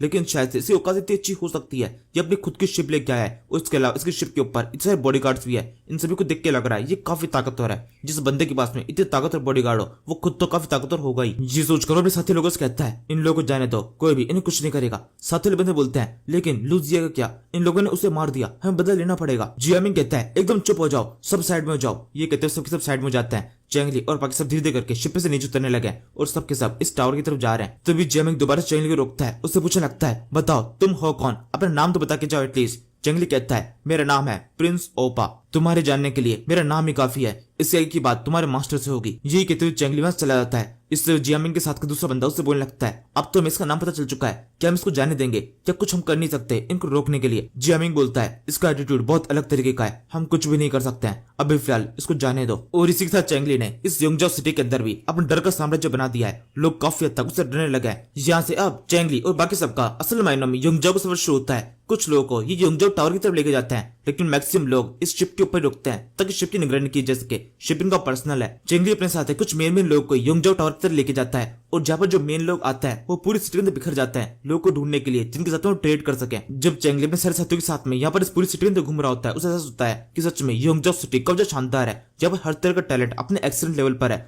अलग अलग जगहों से लोग यहाँ पर आते हैं अपने टैलेंट को दिखाने के लिए, और यहाँ पर जितने भी लोग काम करते हैं उन सभी के पास में अपनी अपनी काबिलियत का मैक्सिमम लेवल है। यहाँ पर घूमते हुए चेंगली अपने साथियों से बोलने लगता है, मैंने सुना है ये जगह जितने पोइट्स होते हैं उन सभी के लिए कविता शानदार है। दुनिया भर के पोइट्स यहाँ पर आते हैं अपनी कविता को सुनाने के लिए, क्योंकि यहाँ पर ऐसे बहुत सारे लोग हैं जो कविता को बहुत पसंद करते हैं। जीलोंग कहता है, हाँ आप बिल्कुल ठीक कह रहे हैं, यहाँ पर इस जगह पर आर्किटेक्चर और लिटरेचर दोनों की काफी ज्यादा रेस्पेक्ट है, लोग सुनना और देखना दोनों ही पसंद करते हैं। इसी समय चेंगली यहाँ के काफी सारे लोगों को देखने लगता है। उसको हर एक बंदे के साथ में एक स्क्रीन भी छोड़ी होती है जिसके ऊपर लिखा हुआ है ये एक टॉप टेलर है, दूसरा बंदा एक टॉप सेलर, तो तीसरा बंदा एक टॉप वुड कटर। मतलब यहाँ पर जितने भी लोग हैं वो सबके सब अपने स्किल के एकदम टॉप लेवल तक पहुंच चुके हैं। इन्होंने अपनी स्किल्स को एकदम अच्छी तरह शार्प कर लिया है। वैसे जीलों को यहाँ पर कुछ स्क्रीन शो नहीं हो रही होती है, लेकिन फिर भी जब वो इन लोगों को देखता है उसको पता होता है कि इन सभी ने अपने लेवल को एकदम ऊपर तक लेके जाने के लिए, खुद को एक्सीलेंट बनाने के लिए कितनी मेहनत की है। इसी समय किसी ड्रम की आवाज आती है, लोग एक जगह पहुंचते हैं। यहाँ पर असल में एक फाइट चल रही है, एक रिंग फाइट। कुछ लोगों से पूछने पर चेंगली को पता चलता है यहाँ पर एक बंदा है जिसका नाम है वू तेंजी, जो कि जगह सिक्योरिटी इंचार्ज है। उसका आज बर्थडे है, तो उसके बर्थडे के उपलक्ष्य में 10 दिन की एक रिंग सेटअप की गई है, जिसके अंदर सिक्योरिटी इंचार्ज के काफी सारे लोग इसके अंदर पार्टिसिपेट करेंगे। एक तरफ हो गए सिक्योरिटी के लोग और दूसरी तरफ हो गए पूरी दुनिया जितने भी लोग यहाँ पर आ रहे हैं वो सबके सब वो यहाँ पर आकर सिक्योरिटी के लोगों को अपनी तरफ से चैलेंज कर सकते हैं। इस तरीके से सिक्योरिटी कंपनी खुद को एडवर्टाइज कर रही है, सबके लोगों को बता रही है कि उनके जो जितने भी लोग यहाँ पर काम करते हैं वो सबसे कितने ताकतवर है, कोई भी उनको हरा नहीं सकता। लेकिन अगर फिर भी कोई और उनको हराने में कामयाब हो जाता है तो उसको एक बड़ा इनाम मिलेगा। इसके अलावा इस फाइट के और भी काफी सारे नियम है, लेकिन चेंगली नियम को छोड़कर सीधे फाइट पर फोकस करता है। एक बंदा एक दूसरे बंदे को बहुत बुरी तरह से पीट रहा होता है। इनफैक्ट ये सिक्योरिटी इंचार्ज है और दूसरा बंदा जो पिट रहा है वो एक नॉर्मल विलेजर है। सिक्योरिटी इंचार्ज के सामने ये विलेजर कुछ खास देर टिक नहीं पाता। वो इंचार्ज बड़े आराम से उसका हाथ तोड़ देता है और फिर उसे कहने लगता है, तुम तो बहुत ज्यादा कमजोर हो, मेरे सामने शायद से तुम कुछ सेकंड टिक सकते हो, लेकिन इससे ज्यादा नहीं। इसी के साथ इस बंदे के मुंह से खून निकलता है और ये फाइट यहीं खत्म हो जाती है। इस विलेजर को हराने के बाद में सिक्योरिटी ग्रुप का ये बंदा आगे बढ़ते बोलने लगता है, तो क्या कोई और है जो कि मुझसे फाइट करना चाहे? अगर तुम्हारे अंदर थोड़ी सी भी काबिलियत है, तुम थोड़े से फाइटर हो, तो आगे बढ़ो और मुझसे फाइट करो। लेकिन अगर तुम्हारे अंदर काबिलियत नहीं है तो जहां पर खड़े हो वहीं खड़े रहना। बेकार है मुझसे फाइट करने की, अपना टाइम वेस्ट करने की जरूरत नहीं है। मैं यहाँ पर तुम्हें बुरी तरह से पीट दूंगा और तुम्हारी इंसल्ट हो जाएगी। बेकार में अपनी इंसल्ट मत कराओ। इस बंदे का इस तरीके से सबके सामने सबको चैलेंज कर देना चेंगली को भी पसंद नहीं आता। सिस्टम लीड बताती है, इसका नाम जिन शैन है, ये 45 साल का है और उसको काफी सारी स्किल्स आती है, जैसे कि एंगल ग्लो, आयरन लॉक और इसके अलावा भी और भी काफी कुछ। फिर चेंगली जीलोंग से कहता है, जीलोंग जरा इसको उसकी औकात दिखाओ, बताओ इसे ये कितना कमजोर है। जीलोंग बोलता है, अच्छा ठीक है, मैं भी आगे बढ़ता हूँ। जीलोंग कहते आगे बढ़ रहा होता है, तभी जैंग ये बेवड़ा, इसको पता नहीं क्या होता है, ये अलग ही जोश में आता है। ये खुद बिना अपने किसी से ऑर्डर लिए, बिना किसी परमिशन मांगे खुद ही रिंग में जाकर चढ़ जाता है और आगे बढ़ते हुए इस बंदे यिनशन से बोलने लगता है, तुमने यहाँ पर खड़े हुए सबको चैलेंज करके एक बहुत बड़ी गलती कर दी है, क्योंकि इस तरीके से तुमने अपने बाप को भी चैलेंज कर दिया है और अब मैं तुम्हें दिखाऊंगा बाप कैसा होता है और बेटा कैसा। अभी यहाँ पर सबके सामने मैं तुम्हें एक सबक सिखाने वाला हूँ, तुम्हें बताने वाला हूँ कि बिल्कुल भी घमंड नहीं करना चाहिए। तभी चेंगली पीछे चिल्ला रहा होता है, अभी वहां से नीचे उतरो, तुम फाइट नहीं करोगे। लेकिन चेंगली की कहने का कुछ फायदा है नहीं, ये बंदा रिंग के लिए चढ़ चुका है और अब पीछे नहीं हट सकता। योशन और जैंग दोनों आमने सामने होते हैं। योशन जैंग से बोलने लगता है, तुम्हें पता है ना ये एक मार्शल आर्ट फाइट है, कोई गली की फाइट नहीं जिसमें तुम किसी भी तरह से लड़ना शुरू कर दो। तुम्हें ये बताना चाहिए मैं एक मार्शल आर्ट एक्सपर्ट हूँ, तुम मेरे समझा दे टिक नहीं सकते, तुम तो इस सिटी से बिलोंग भी नहीं करते और तुम्हें देख के लगता है तुमने आज तक कभी भी कोई ढंग से फाइट नहीं की है। तुम जैसा एक नौसिखिया जो कि फाइट के अंदर इधर उधर हाथ पांव मारता है वो मेरे सामने बिल्कुल भी टिक नहीं सकता। जैंग कहता है, अच्छा तुम ऐसा लगता है, तुम जब मेरे साथ फाइट शुरू करोगे तुम्हें ऐसा हो जाएगा मैं कितना पावरफुल हूँ। जिस पर योशन अपना वेपन उठा लेता है, उसके हाथ में खंटर है। वो आगे बोलता है, तो ठीक है, तुम इनमें से जो भी कुछ वेपन पसंद करते हो उनमें से उठा लो, तुम्हें जो वेपन एक्सपर्ट लगता हो वही यूज करना, क्योंकि मेरे साथ फाइट बहुत ज्यादा मुश्किल होने वाली है। ये सुनकर जेंग वैसा ही करता है, वो पास में से एक स्पीयर उठा लेता है और स्पीयर उठाने के साथ में फाइट हो जाती है। ये तेजी से योशन की तो भागने लगता है, उसके पास में आकर उस पर जोर से अटैक कर देता है। योशन अपने हंटर से अटैक को ब्लॉक करता है, लेकिन उसको एहसास हो चुका है कि जेंग उतना भी कमजोर नहीं जितना कमजोर समझ रहा था, उसके अटैक्स काफी अच्छे हैं। जेंग शुरुआत से इस फाइट के अंदर बहुत ज्यादा अग्रेसिव है, वो बिना रुके योशन के अटैक करता जाता है और योशन बड़ी आसानी से साइड में होकर अटैक को डॉज करता जा रहा है। उसके लिए हर अटैक को डॉज करना पिछले बार से ज्यादा मुश्किल है, लेकिन फिर भी वो डॉज कर जा रहा है। इसी तरीके से सबको 2-3 बार तो चलता है। योशन के लिए हर अटैक और ज्यादा मुश्किल होता जा रहा है। वो सोचने लगता है इसके स्टार्टिंग के 2 अटैक तो मेरे को पता थे कि किस तरह से किए जाते हैं, लेकिन ये तीसरा अटैक जो किसने अभी भी मुझ पे किया ये तो बहुत ही अजीब ढंग से इसने कर दिया। अगर इसके पास में इस तरह की और भी अटैक है तब तो ये मुझसे फाइट में जीत जाएगा। मैं सेट को लंबा नहीं कर सकता हूँ, मुझे अभी इसे खत्म करना पड़ेगा कोई अटैक करके। इस टाइम पर चेंगली जीलोंग से बोलने लगता है क्या उसके जीतने का कोई चांसेस है? जीलोंग तुम्हें क्या लगता है इस फाइट में क्या होने वाला है? जीलोंग कहता है मुझे इस फाइट का रिजल्ट पता है। और ये कहते हुए जीलोंग बिल्कुल भी खुश नहीं है। इसी समय ये बेवड़ा जेंगफी दोबारा से योशन के ऊपर अटैक करता है, लेकिन इस बार योशन को मौका मिल चुका है जेंगफी पर अटैक करने का। वो जोर से अपने हंटर को घुमाता है और उसके हाथ को बुरी तरह डैमेज कर देता है। उसके हाथ की रफ्तार थोड़ी स्लो हो चुकी है। योशन को एकदम इसी मौके का इंतजार था और वो इस मौके को बिल्कुल जान देता। वो जेंगफी के पांव को बुरी तरह जकड़ लेता है और अब तो जेंगफी भाग भी नहीं सकता। जीलोंग सोचने लगता है ये फाइट अब मोड़ ले चुकी है, जेंगफी के लिए इस फाइट के अंदर कमबैक करना काफी ज्यादा मुश्किल होगा। योशन ने उसके फाइट का अंदाजा समझ लिया है और फिर ऐसा होता भी है। इससे पहले कि जेंगफी इस फाइट में कुछ भी कर पाए, योशन अपनी मूव चल देता है। उसके हंटर के पीछे की साइड में एक नाइफ टाइप की चीज लगी हुई है। वो उसी से जेंगफी के अटैक करता है और चिल्लाते हुए कहता है अब तुम मरने वाले हो, इस अटैक के साथ में तुम मारे जाओगे। इसी के साथ में ये अटैक सीधे उसके सर पे होने वाला होता है। तभी कहीं से जीलोंग इस फाइट में कूदता है, वो अपने स्पीयर के साथ जोर से अटैक करता है और अब इसी के साथ में योशन जेंगफी से दूर हट चुका है। जीलोंग आगे बोलता है अब यहाँ से आगे इस फाइट को मैं संभालता हूँ। जेंगफी बहुत अच्छे, तुम्हारी काबिलियत देखकर मैं काफी इंप्रेस हुआ, लेकिन आगे फाइट मुझे संभालने दो। अब ये बंदा अपने अंकल का कमाल देखे तो ज्यादा बढ़िया होगा। जीलोंग की इस तरह की हीरोइक एंट्री के साथ में यहाँ पर जितनी भी लड़कियां होती है वो सब के सब उससे काफी इंप्रेस हो जाती है। जीलोंग काफी हैंडसम है और इसी के साथ में इन सभी का दिल धड़कने लगा है। इनकी खुशी जीलोंग को देखकर इनके चेहरे पर साफ दिखाई दे रही है। और अब इसी के साथ योशन और जीलोंग की जो फाइट हो जाती है, जेंगफी साइड में हो जाता है। योशन जीलोंग से बोलने लगता है तुम तो और भी ज्यादा यंग हो, वो दूसरा बंदा जो कि भी फाइट करने के लिए आया था वो तुमसे उम्र में ज्यादा था, इस वजह से उसके प्रोटेक्ट करने में मुझे दिक्कत नहीं थी, लेकिन तुम एक बच्चे हो, एक बच्चे को मैं मारना नहीं चाहता। अभी तो यहाँ से लौट जाओ, मैं तुम्हें लौटने की परमिशन देता हूँ। जीलोंग कहता है यानी इसका मतलब अगर तुम मेरे भाई को मार देते तो तुम्हें कोई भी दिक्कत नहीं थी, तुम अभी मेरे भाई को जान से मारने वाले थे। योशन बोलता है नहीं, तुम्हारे भाई को मैं जान से मारने वाला नहीं था, मैं केवल उसकी एक आंख पे अटैक करके उसको काना कर देने वाला था ताकि वो केवल थोड़ा सा अंधा हो जाए, उसको जिंदगी भर याद रहे उसने किससे फाइट की थी। जीलोंग कहता है अच्छा ऐसी बात है, तुम केवल उसकी एक आंख फोड़ना चाहते थे तो भी ठीक है, अब मैं तुम्हारे ऊपर केवल एक अटैक करूंगा और उस एक अटैक से इस फाइट का डिसीजन हो जाएगा। अगर तुम उस एक अटैक के सामने खुद को सर्वाइव कर पाते हो और तुम जिंदा बच जाते हो तो तुम जिंदा रह जाओगे, लेकिन अगर तुम मर गए तो ये फाइट की डेथ समझकर इसको एक्सेप्ट कर लेना। ये कि तो जीलोंग अपनी पावर को एक्टिवेट करता है। उसकी बॉडी के आसपास में एक अलग सी एनर्जी दिखाई दे रही है। इसको चेंगली और बाकी सब लोग देख रहे हैं। इसे देखकर जेंगफी चिल्लाते हुए बोलता है इसको माफ मत करना, इसको खत्म कर दो, किसी तरह की दया दिखाने की बिल्कुल भी जरूरत नहीं है। तभी जीलोंग आगे बोलता है तो फिर क्या तुम तैयार हो? ये मेरा एक बहुत ही लेजेंडरी मूव है। इसके इतना कहने के साथ में जो सिस्टम लेडी होती है वो भी थोड़ी घबरा जाती है, क्योंकि ये बहुत ज्यादा लेजेंडरी मूव है जहाँ पर सबके सामने इतने छोटे सीन के लिए ये यूज नहीं होना चाहिए था। चेंगली भी देखकर चौंका हुआ होता है। वो सोचने लगता है ये सच में एक लेजेंडरी बंदा है जो कि मुझे कमांडर की मदद से मिला था। उस कमांडर स्किल की मदद से मुझे अब फाइनली इसकी फुल पावर दिखाई देने वाली है। मैं देखना चाहता हूँ अपनी पावर के साथ में ये क्या कर सकता है। इसी समय जीलोंग आगे बढ़ना शुरू करता है, अपनी स्पीड के साथ में योशन के ऊपर जोर से अटैक करता है। योशन भी अपने हंटर के साथ में एकदम रेडी है इसी भी तरह से अटैक को रोकने के लिए, लेकिन जैसे जैसे जीलोंग के पास जा रहा है योशन का एहसास होने लगा है ये अटैक बहुत ज्यादा खतरनाक है और वो किसी भी तरीके से इसे रोक नहीं पाएगा। एंड वो चिल्ला कहता है प्लीज वहीं पर रुक जाओ, मुझ पर अटैक करने की जरूरत नहीं है, मैं हार मानता हूँ। लेकिन योशन के कहने में थोड़ी सी देर हो चुकी है। जीलोंग उसके तपा से पहुंच चुका है, अपने अटैक को रोक नहीं सकता। वो जोर से उसको अटैक करके उसको साइड में पटक देता है। यहाँ पर एक हल्का सा धमाका भी होता है जिसके बाद हम देखते हैं योशन की बॉडी के ऊपर स्पीयर से अटैक नहीं हुआ है, उसकी बॉडी पर किसी तरह कट नहीं है, मतलब जीलोंग ने ये अटैक केवल अपने हाथों से किया। और इस अटैक की पावर को देखने के साथ में जितनी भी लड़कियां इसके ऊपर होती है वो तो अब एकदम पागल हो जाती है, सीटियां बजाना शुरू कर देती है और सबके सब जीलोंग को देखकर उसके लिए काफी ज्यादा चिल्ला रही है। इसके बाद में जीलोंग को उसका इनाम दे दिया जाता है। वो आराम से उसे रिंग के अंदर से नीचे उतरता है और आगे बढ़ते हुए चेंगली से बोलने लगता है देखो मैं जीत गया। इसी समय चेंगली और जीलोंग के बीच में काफी सारी लड़कियां जाती है और आकर जीलोंग घेर लगती है। उससे पूछने लगती है बताओ क्या तुम्हारी शादी हो चुकी है, तुम्हारी कितनी गर्लफ्रेंड्स है, कहीं तुम्हारे कोई बच्चे तो नहीं है ना? एक दूसरी लड़की बोलती है नहीं ऐसा बिल्कुल भी नहीं हो सकता, ये शादी नहीं कर सकते क्योंकि इनकी मुलाकात मेरे से अभी अभी हुई है और ये मुझसे शादी करेंगे। यही कहते सही लड़कियां जीलोंग की चिपकना शुरू कर देती है, जबरदस्ती उसे गले पड़ रही है। जीलोंग किसी तरीके से इनको दूर करने की कोशिश करता है लेकिन लड़कियां मान नहीं रही, वो सबके सब उसके ऊपर लिपट जाती है। चेंगली और जेंगफी ये सब कुछ दूर से देख रहे होते हैं। चेंगली धीरे से इनके पास में आता है और कहने लगता है जीलोंग क्या तुम किसी तरीके तरीके से मेरी मदद चाहिए तो फिर तुम अकेले इनको संभाल लोगे। इसके बाद मुझे लड़कियों से बोलने लगता है, लड़कियों शांत हो जाओ, वो केवल एक छोटा सा बच्चा है, उस बच्चे के साथ में इस तरह की हरकतें करना बिल्कुल भी ठीक नहीं है,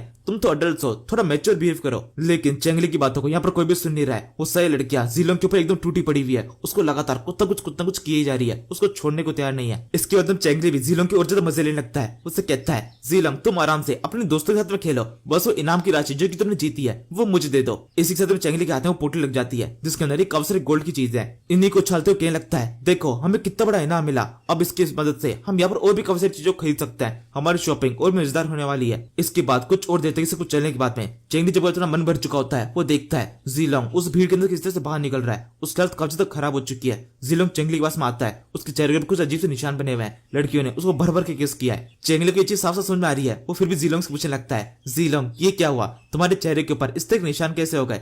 जीलोंग कहता है, प्लीज मत पूछिए, इससे ज्यादा मैं और कुछ बर्दाश्त नहीं कर सकता, इससे अच्छा तो मैं उसके हाथों से मारा जाता। चेंगली कहता है, हाँ तुम बिल्कुल ठीक कह रहे हो, मुझे एहसास हो रहा है तुम्हारे साथ में कितना गलत हुआ है, सामूहिक तौर पर तुम्हारे साथ में बहुत गलत चीज हुई है। जी हाँ सर, ये रेप मेरी हुई थी। Wanna song baby song by Normax Sound DJ Max yo yo यो जाकर थोड़ा सा आराम कर लेना चाहिए। वैसे अभी पीछे से लड़की चिल्ला रही होती है, मेरे हीरो जीलोंग यहाँ से जाने की जरूरत नहीं है, तो मेरे साथ में रहो, मेरे साथ में चलो, मैं तुम्हें एक प्रिंस बना के रखूंगी। ये सुनकर तो जीलोंग अपनी रफ्तार और तेज भगा देता है, वो सब तेजी से यहाँ से भागते हुए निकल जाते हैं। इसके बाद हम सीधे योंगकाओ टावर का सीन देखते हैं। चेंगली यहाँ पर पहुंच चुका है, जो इस टावर का इंचार्ज होता है वो चेंगली देख के बोलने लगता है, अभी हाल ही में एक डिबेट ऑर्गेनाइज की गई है जो कि कोशी नाम के एक बंदे ने ऑर्गेनाइज किया है। वो बहुत अमीर आदमी है, जो कोई भी इस डिबेट के अंदर पार्टिसिपेट करेगा और जो कोई भी इस डिबेट में जीतेगा उसे एक अच्छा ट्रेजर मिलने वाला है। आपको भी जरूर से इसमें पार्टिसिपेट करना चाहिए। अगर इस डिबेट के अंदर पार्टिसिपेट करेंगे तो आपको काफी नॉलेज मिलेगी और आप भी अपना प्रभुत्व यहाँ पर साबित कर सकते हैं। जब से मैंने आपको पहली बार देखा है तब से मुझे एहसास हो रहा है कि आप काफी ज्यादा इंटेलिजेंट है। चेंगली कहता है, हाँ तुम बिल्कुल ठीक कह रहे हो, मैं काफी इंटेलिजेंट हूँ, लेकिन अभी इस टाइम पर थोड़ा सा बिजी हूँ, इस डिबेट के अंदर पार्टिसिपेट नहीं कर सकता हूँ। आज रात को मेरे पास करने के लिए काफी इंपॉर्टेंट काम है, इसलिए मैं चाहता हूँ तुम में से कोई भी सर्वेंट मेरे पास में आकर मुझे डिस्टर्ब ना करे, केवल जब खाना लेके आना हो उस टाइम मेरे पास में आ सकते हो, बाकी इसके अलावा कभी मत आना। ये कहते चेंगली में सरस्वती के साथ में यहाँ से आगे बढ़ जाता है। ये सर्वेंट बोलता है, हाँ बिल्कुल हम समझ गए। इसके बाद हम बाकी लोगों को देखते हैं, लाइलिन और ये व्हाइट वुल्फ, ये दोनों भी शॉपिंग के लिए निकली थी। इनको काम दिया गया था कुछ ढंग की चीजें ढूंढनी है, कुछ अच्छे ट्रेडर्स, लेकिन इनका इसमें बिल्कुल भी ध्यान नहीं है। इन्होंने अपने मेकअप का सामान ढूंढा है और ये सब कुछ ढूंढ के ये काफी ज्यादा खुश है। ये काम करके इन्होंने बता दिया है ये भले माउंटेन बैंडिट्स है लेकिन लड़कियां उनसे पहले। इस सारे सामानों खरीदकर इनके चेहरे के ऊपर एक अलग ही खुशी होती है। इसके बाद चेंगली गुफी बाओ और सेंगजो को देखता है, ये दोनों भी अपने मजे करके आ रहे होते हैं। दोनों का ध्यान भी ट्रेडिंग के काम पे नहीं था। चेंगली से फ्री होने के तुरंत बाद ये लोग पब में चले गए थे और वहां पे मस्त इन्होंने अपना शो एंजॉय किया है। और अभी इस टाइम पर इन्हें कुछ भी कहने का फायदा है नहीं, इन्होंने भर भर के वाइन पी रखी है, ये तगड़े नशे में। ये देखकर चेंगली खुद अपना सर पकड़ लेता है, सोचने लगता है इनमें से कोई भी अपने काम को बिल्कुल भी सीरियसली नहीं ले रहा है। इनमें से किसी को भी याद नहीं है कि हम यहाँ पर क्यों आए थे, हमें यहाँ से कब सारा सामान खरीदना है, कब सारा अनाज, जिसकी मदद से हम अपने लोगों की मदद कर सके। लेकिन इन्होंने ऐसा कुछ भी नहीं किया, ये केवल अपने मजे में मस्त है। शायद से यहाँ पर आकर सारा काम मुझे खुद ही करना पड़ेगा, मुझे खुद से सारे मर्चेंट्स को ढूंढना पड़ेगा जो कि अनाज को बेचते हो। मुझे पूरा यकीन है थोड़ा सा ढूंढने पर मुझे काफी सारे लोग मिल सकते हैं जो कि मेरे से अनाज की डीलिंग करेंगे। हमें जल्दी से उनके साथ डीलिंग करके तुरंत यहाँ से निकलना पड़ेगा, हमारे से बहुत सारा टाइम नहीं है। इसके बाद में यहाँ से चेंगली सीधे अपने रूम में पहुंचता है। लाइलिन वहां पर आती है। चेंगली से पूछने लगता है कि तुमने उस डिबेट के बारे में सुना जो कि यहाँ पर हो रही है, उसके बारे में तुम कुछ पता लगा सकती हो। लाइलिन कहती है, उसके बारे में मुझे पहले से पता है, जब डिबेट हो रही थी तो मैं थोड़ा बहुत उसको देख रही थी। मैंने इसके टॉपिक पर पता किया है, मुझे पता चला इस डिबेट के अंदर बहुत सारे अमीर लोग आए हुए हैं। उन सभी ने अपने अमीरों के हिसाब से ही काफी सारे डिबेट के अंदर अपने पॉइंट्स रखे हैं। मेनली जितने पॉइंट्स है वो सारे ट्रेडर्स के हिसाब से है। वो लोग ये बात कर रहे हैं कि वेस्ट के अंदर से जितनी भी लड़कियां हैं वो सारी काफी अच्छे अच्छे कपड़े पहनती है, तो उनके कपड़े यहाँ पे लेके आना चाहिए। और कुछ यहाँ के ऐसे कपड़े हैं जो कि वहाँ पर एग्जिस्ट नहीं करते, तो यहाँ कपड़े वहाँ पे लेके जाना चाहिए। इसी तरह ट्रेडिंग की बातें वहाँ पर चल रही है। और इसके अलावा भी वो कुछ और मटेरियल्स के बारे में बात कर रहे थे जो कि ट्रेड किए जाने चाहिए। चेंगली कहता है, अच्छा ऐसी बात है, ये टॉपिक तो काफी शानदार है, शायद से मुझे भी इस डिबेट के अंदर पार्टिसिपेट करना चाहिए। लाइलिन कहती है, हाँ आप बिल्कुल ठीक कह रहे हैं, लेकिन उससे पहले आपको थोड़ा सा आराम कर लेना चाहिए। मैं आपके लिए गर्म पानी लेके आई हूँ, इसके अंदर थोड़ी देर पावर रखेंगे तो आपको आराम मिलेगा। अभी इतना लंबा सफर तय किया है, उसके बाद से हमने बिल्कुल भी आराम नहीं किया। इसी समय सुइंग भी इस जगह पहुंच जाती है, उसके पास में भी गर्म पानी होता है। और यहाँ पर अंदर के साथ में जब उसकी नजर पड़ती है कि लाइलिन भी गर्म पानी लेके आई हुई है तो खुद ही सोच जाती है कि यहाँ पर सब कुछ चल क्या रहा है। चेंगली सुइंग से पूछता है, तुम ये गर्म पानी क्यों लेके आई हो? सुइंग कहती है, वो मुझे थोड़ी सी प्यास लग रही थी इसलिए गर्म पानी मैं खुद पी जाऊंगी। तभी लाइलिन उसका मजाक बनाती है, वो कहती है कि सच में तुम इतना सारा पानी पी सकती हो? सच में तुम्हारा पेट तो बहुत ज्यादा बड़ा है, इतना पानी एक बार पी जाती हो? सुइंग कहती है कि सच में ये कोई जोक था और मुझे इस पसंद ना था। क्या मैं यहाँ पर गलत टाइम पर आई हूँ? लेलिन कहती है हाँ, हमेशा तुम गलत टाइम पर ही आती हो, लेकिन कोई बात नहीं, तुम आ सकती हो। वैसे भी काफी लंबे टाइम से हमने साथ में कुछ भी नहीं किया है। इसके बाद में चेंगली, सेंगजी और सुइंग तीनों यहीं पे बैठकर इन लोग गर्म पानी के अंदर पाँव डाल के बैठ जाते हैं, थोड़ा आराम करने लगते हैं। इस टाइम पर चेंगली के चेहरे पर तो स्माइल होती है, लेकिन लाइलिन और सुइंग दोनों के चेहरे के एक्सप्रेशन एकदम ही अलग से है। वो दोनों एक दूसरे को एक कंपटीशन की तरह देखते हैं। यहाँ पे चेंगली इन लड़कियों के साथ मस्त एंजॉय कर रहा होता है। वहीं दूसरी तरफ इसी बिल्डिंग के अंदर एक लिटरेचर सभा बुलाई गई है, जहाँ पर काफी सारे पोइट आए हैं, कुछ सुनने के लिए तो कुछ सुनाने के लिए। एक बंदा अपनी कविता सुना रहा होता है। ये यहाँ पर एक प्राइवेट एरिया में एक लड़की के साथ में इस लड़की को उसकी कविता काफी पसंद आ रही होती है। उससे कहती है आप तो एक काफी सुंदर पोइट है। पोइट बोलता है हाँ बिल्कुल, मेरी तारीफ के लिए शुक्रिया, वैसे आप भी बहुत सुंदर है। अब ये सुंदर लड़की एक अच्छी कविता को पहचान सकती है। ये सुनकर उस लड़की को भी अच्छा लगता है, वो अपनी तारीफ से खुश हो जाती है। लड़का आगे बोलता है वैसे मैं आपकी इस लिपस्टिक को टेस्ट करके देखना चाहता हूँ कि इसका फ्लेवर कैसा है। और इसी तरीके से इन लोगों के बीच में कुछ गंदी बातें शुरू हो जाती है। ये आदमी इस लड़की के ऊपर पढ़ने लगता है, वो उसको टेस्ट करने की कोशिश कर रहा है। लड़की भी इस टाइम पर काफी खुश होती है। इन दोनों के बीच में एकदम सीन सेटअप होने वाला है, तो ये बाहर से एक हल्की सी आवाज आ जाती है। ये बंदा बाहर तो देखता है, बाहर की तरफ से दो बंदे हैं जो कि अंदर तो झांक रहे हैं, और ये और कोई नहीं बल्कि गूफी बाव और जैंग है, जो कि वहां से झांकते हुए इस पूरी सीन को एंजॉय कर रहे होते हैं। ये देखकर पोइट बोलता है ए तुम दोनों यहाँ पर क्या कर रहे हो? ये प्राइवेट एरिया है। जैंग बोलता है मैंने सुना है यहाँ पर जितने भी लोग आए वो सबके सब पोइट है, और आप अभी इस पोइट की तारीफ कर रही थी क्योंकि इसकी कविता बहुत शानदार है, लेकिन हम तो इससे भी अच्छी कविता लिख सकते हैं। हमारी कविता की नॉलेज इसकी नॉलेज से कहीं ज्यादा ऊपर है। इसी समय गुफी बहुत थोड़ा चढ़ जाता है, वही मजे लेने की कोशिश करता है। वो कहता है हाँ बिल्कुल, मेरा ये दोस्त बिल्कुल ठीक कह रहा है, हमारी नॉलेज काफी शानदार है। अगर एक बार आपने हमारी कविता सुन ली तो तब खुशी के मारे पूरी तरह से पागल हो जाएंगी। इन दोनों का ये सब कुछ कहना इस पोइट को अपनी इंसल्ट की तरह लगता है। वो सोचने लगता है ये दोनों यहाँ पर क्यों आए? एकदम रंग में इन्होंने बंग डाल दिया है, लेकिन फिर भी इन्होंने मुझे चुनौती दी है। इन्होंने यहाँ पर मेरी इंसल्ट करने की कोशिश की है, मेरी कविता को एकदम बेकार बोला है, तो फिर ठीक है, इनकी चुनौती को मैं एक्सेप्ट कर लेता हूँ। देखते हैं इनकी कविता के अंदर कितना दम है। इसके बाद में दोनों से पूछने लगता है कि तुमने आज तक कोई कविता पढ़ी भी है? क्या तुम्हें कविता लिखना आता है? तुम्हें कुछ भी लिखना आता है? गुफा बोलता है हाँ बिल्कुल, थोड़ा बहुत हम लिखना जानते हैं। ये कहते गुफा के पसीने छूटे रहते हैं, उसको लिखना कभी भी नहीं आता,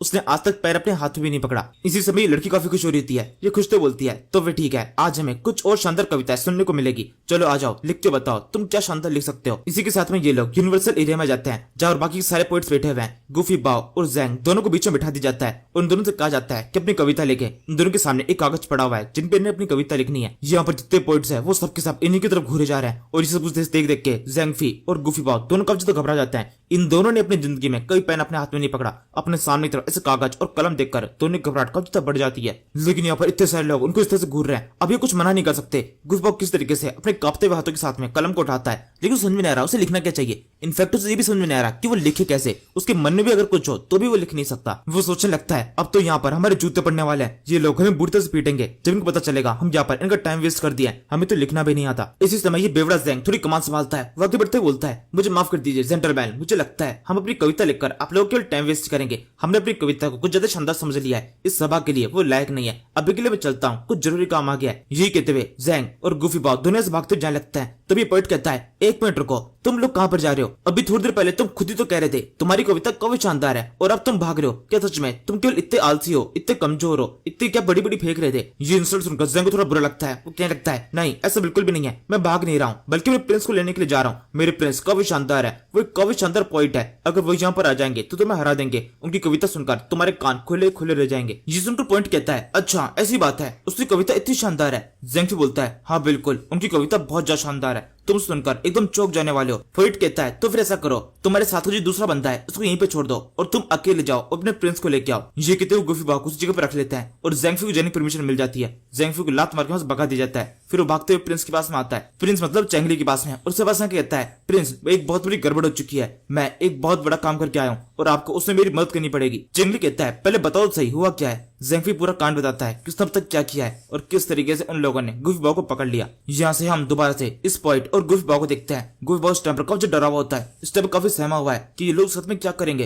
पोइट से कहने लगता है तुम्हें पता है ना, अगर तुम्हारा वो दोस्त वापस नहीं लौटता है तो मैं तुरंत यहाँ से पकड़कर तुम्हें एक जज के पास में लेके जाऊंगा और वो तुम्हें एक बड़ी सजा देगा, क्योंकि तुम यहाँ पर ऐसे बिना परमिशन घुस आए थे और ये भी एक बहुत बड़ी गलती होती है, तुम्हें इसके लिए एक बड़ी सजा मिलने वाली है। गुफी बाव ये सुन के काफी घबरा रहा होता है। इसी टाइम पर चेंगली के यहाँ पर एंट्री होती है। यहाँ पर आते वो कहने लगता है तो यहाँ पर लिटरेचर सभा लगी हुई है, काफी सारे पोइट यहाँ पर आए हुए हैं, तो मैं भी अपनी काबिलियत साबित कर देता हूँ। मुझसे पहले मेरे 2 लोग यहाँ पर आए थे। ये सुनकर पोइट बोलता है अच्छा तो तुम ही हो वो जिसके बारे में इतनी तारीफ हमने सुनी है, तुम भी उनके जैसे ही हो, अपनी तारीफ खुद से किए जा रहे हो, लेकिन तुम्हारे अंदर ही मुझे कुछ खास दिखाई नहीं दे रहा। चेंगली कहता है बस तुम मुझे एक पेन और पेपर लाके दो, उसके बाद तुम्हें कुछ खास दिखाई देने लगेगा। फिर वैसे ही किया जाता है। चेंगली की पेन पेपर ला दिया गया है। पोइट उसे कहने लगता है तुम्हें क्या लिखना आता भी है? चेंगली पेन उठाते हुए बोलता है बस शांत हो जाओ और मुझे लिखने दो। पोइट कहता है तुम्हारी बातों को मानने के लिए मैं तुम्हारा कोई गुलाम नहीं हूँ, मैं बिल्कुल भी शांत होने वाला नहीं हूँ, मैं जो चाहो वो कहूंगा और तुम इस काबिल नहीं कि मुझे कोई भी ऑर्डर दे सको। चेंगली उससे लगता है इस बंदे को जो करना है वो करने दो, वैसे ही मुझे कौन सा पोइट को सोचना है, मुझे बस अपने हिसाब से कुछ भी कविता लिख देनी है। मैंने अपने टाइम के अंदर बहुत सारी कविताएं पढ़ी है, बहुत सारे ऐसे राइटर्स जिन्होंने अपनी लाइफ के अंदर काफी शानदार कविता लिखी, उन कविता को लिखने में अपनी पूरी जिंदगी लगा दी। वो कविता है मैं 1 सेकंड में लिख सकता हूँ, उन्हीं में से कोई भी एक कविता मैं बस यहाँ पे लिख के देता हूँ, ये लोग खुश हो जाएंगे। चेंगली बिल्कुल वैसे करता है और एक शानदार कविता वहां पे लिख देता है, जिस देखने के साथ में उनसे पोइट की आंखें खुली खुली हो जाती है। चेंगली की राइटिंग तो काफी ज्यादा खराब है, लेकिन उसने जो कविता लिखी है वो काफी ज्यादा शानदार है। सभी पोइट्स उसकी तारीफ करने लगते हैं। चेंगली की ये कविता अभी भी खत्म नहीं हुई है, वो लगातार लिखता जा रहा है और सारे पोइट्स हर एक शब्द जैसे जैसे चेंगली लिखता जा रहा है वैसे वैसे लिख दिखते जाते हैं और हर एक शब्द के साथ में इनके मन के अंदर चेंगली की रेस्पेक्ट होती है वो भी ज्यादा बढ़ जाती है। शुरुआत में ही चौंके हुए थे, अब धीरे धीरे करके इनके चेहरे पर स्माइल आने लगी है। यहाँ पर बैठे हुए किसी भी कवि के लिए इस तरह कविता लिखवाना काफी ज्यादा मुश्किल है, क्योंकि ये कविता लिखने में काफी लंबा टाइम लगता है, लेकिन चेंगली ने तो केवल कॉपी पेस्ट किया है, इसलिए उसके लिए लिखना बहुत ज्यादा आसान है। चेंगली लगातार काफी देर तक इसे कुछ लिखता जाता है, उसकी हर एक लाइन काफी ज्यादा शानदार है, लोग लगातार उसको देखते जाते हैं। इसमें पोइट उसके पास में आता है और उससे कहता है बस इतना काफी है। चेंगली कहता है इतना काफी से आपका क्या मतलब है? पोइट कहता है इतना काफी से मेरा मतलब है तुमने अपने आप को साबित कर दिया है, तुमने जो स्टार्टिंग में कविता लिखी है उतनी काफी है तुम्हें प्रूफ करने के लिए, ये मानने के लिए कि तुम एक शानदार कविताकार हो। चेंगली कहता है अच्छा ऐसी बात है, तो फिर मुझे लगता है मुझे यहाँ चलना चाहिए। ये कहते चेंगली उस पेन को साइड में रखकर वहां जैन लगता है और अब चेंगली के साथ में गूफी बाव और जैंग दोनों जा रहे हैं। पोइट कहता है आपकी कविता कुछ ज्यादा शानदार थी, इसे देखकर बहुत ज्यादा इंप्रेस हुआ, मुझे पूरा यकीन है कभी न कभी लाइफ में मेरी मुलाकात आपसे दोबारा होगी और मैं जान पाऊंगा आपका नॉलेज और कितनी ज्यादा है। चेंगली इस बात का कुछ जवाब नहीं देता, वो बस शांति से यहाँ से निकल जाता है और इसी के साथ में रात हो जाती है। रात को काओ गैंग के यहाँ पर आने का टाइम हो चुका है और एकदम सही टाइम पर अपने लीडर के साथ में काओ गैंग के लोग इस जगह पहुंच जाते हैं। ये बंदा सन डिलो भी इस जगह पर आया हुआ है अपने साथियों के साथ में। इस जगह पहुंचने के बाद में जब सारे लोग जो कि इस जगह पहले से मौजूद होते हैं वो काफी घबरा जाते हैं। होटल का मालिक खुद से भागते हुए इसके पास में आता है और उसे कहने लगता है अपने पास जितना भी टैक्स बनता है वो सारा तो मैंने पहले जमा करा दिया है और इसके अलावा सभी ऑर्डर्स को हम फॉलो भी करते हैं, तो फिर आपके यहाँ पर आने का कारण क्या है? सनडिलो के साथ के लोग उसे दूर करते हुए उसे बोलता है तुम्हारा इससे तो कोई मतलब नहीं है, दफा हो जाओ यहाँ से, हम यहाँ पर किसी और के लिए आए। सनडिलो कहता है वैसे क्या तुम पुरते श्योर हो वो बंदा इसी जगह पर है? दूसरा बंदा बोलता है हाँ बिल्कुल वो इसी जगह पर है, हमें पूरी इन्फॉर्मेशन मिली है कि यहीं के किसी रूम के अंदर वो ठहरा हुआ है। सनडिलो कहता है तो फिर ठीक है, जल्दी से मुझे उसके सामने लेके जाओ, मैं भी उससे बात करना चाहता हूँ। इसके बाद में सनडिलो और चेंगली की मुलाकात होती है, दोनों आमने सामने बैठे हुए हैं। सनडिलो चेंगली से बोलता है मैंने सुना है कि तुम वो इंसान हो जिसने मेरे एक साथी बंदे के ऊपर अटैक करके उसे जान से मार दिया और हमारी इंसल्ट की। वैसे तुम्हें देख के लगता नहीं है तुम बहुत ज्यादा ताकतवर हो,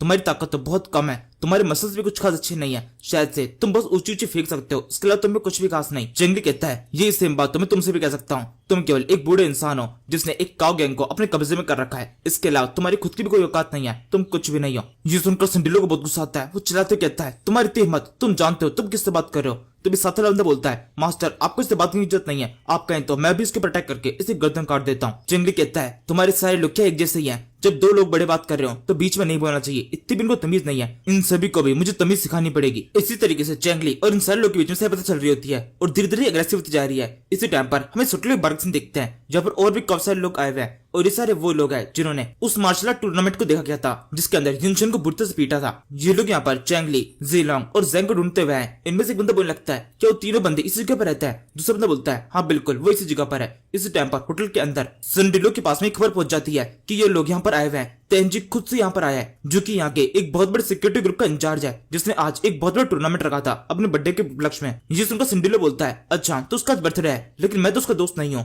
और वो यहाँ पर क्यों आया है? क्या वो मुझसे लड़ना चाहता है? लेकिन मैं तो उसका दुश्मन भी नहीं हूँ, तो फिर यहाँ पर आने का क्या मतलब बनता है? कहीं ऐसा तो नहीं इस बंदे ने खुद को बचाने के लिए उस ग्रुप को यहाँ पर हायर किया हो, लेकिन इससे भी कोई फायदा होने वाला नहीं है। काओ गैंग बहुत ज्यादा ताकतवर है, हम बड़ी आसानी से इस सिक्योरिटी ग्रुप को संभाल सकते हैं। अगर हमने डिसाइड कर लिया है इसको मारना है तो हम मार के रहेंगे, ये किसी को भी बुलाकर खुद को बचा नहीं सकता। ये सोचते हुए सनडिलो पास की खिड़की पास में आता है, भागते झागते बोलने लगता है तेंजी ये क्या हरकत है, तुम क्या कर रहे हो?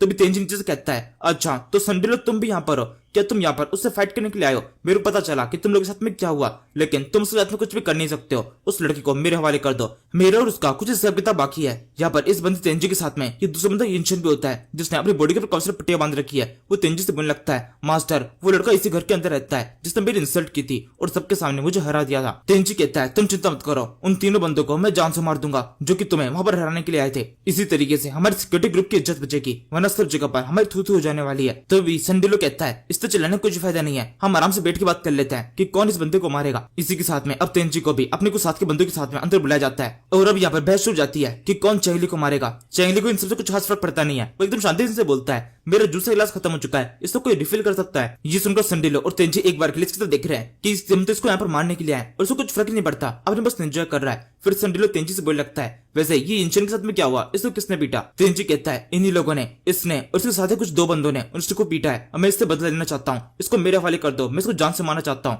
मेरे पास में इसको देने के लिए एक काफी चीज सजा है। संडिलो कहता है नहीं ऐसा नहीं हो सकता, इसने हमारे भी कब से इंसल्ट किया है, तुम्हारे एक बंदे को तो केवल इसने पीटा है लेकिन मेरे एक बंदे को तो इसने जान से मार दिया है, जिसके साथ में इस पूरी जगह पर मेरा आतंक खत्म हो चुका है। तुम्हें तो पता ही होगा मेरे बिजनेस के लिए मेरा डर होना कितना जरूरी है, अगर मैंने इस बंदे को सबके सामने नहीं मारा तो मेरी रेस्पेक्ट वापस से नहीं लौट पाएगी, लोग समझने लगेंगे हम कब्जे तो कमजोर हो चुके हैं और कोई भी हमसे पंगा लेने की कोशिश करेगा। जी आमिंग तुम मुझे बताओ इस तरह के इंसान को किस तरह की सजा मिलनी चाहिए जिसने हमारे एक साथी बंदे को मारा हो? बोलता है इस तरह के इंसान को तो जान से मार देना चाहिए, यही इसके लिए एकदम सही सजा होगी, और क्योंकि हमें अपनी रेस्पेक्ट भी बढ़ानी है तो उसके बाद में हम इसकी बॉडी को तो काट देंगे और फिर इसको कुत्ते को खिला देंगे, सारी दुनिया के लोग ये सब कुछ होता हुआ देखेंगे और मेरी रेस्पेक्ट बढ़ेगी, सबके मन में हमारे लिए डर वापस से आ जाएगा। तभी तेंजी बोलता है नहीं ऐसा बिल्कुल भी नहीं होगा, इसको सबसे पहले हम सजा देंगे, हमारी रेस्पेक्ट दांव पे लगी हुई है। अब सभी लोग को ऐसा लगा है कि सिक्योरिटी ग्रुप के ज्यादा ताकतवर लोग नहीं है इसलिए वो हमारे पास में नहीं आ रहे, अगर हमने इसको जान से नहीं मारा तो लोग हमें कमजोरी समझते रहेंगे, लेकिन वही अगर हमने इसको मार दिया तो हमें एक अच्छा रेपुटेशन मिलेगा, एक रेपुटेशन बूस्ट, लोग समझ लगेंगे हम काफी ताकतवर है। इसी तरीके से इन दोनों की जो बहस चल रही होती है कि इन दोनों में से कौन चेंगली को मारेगा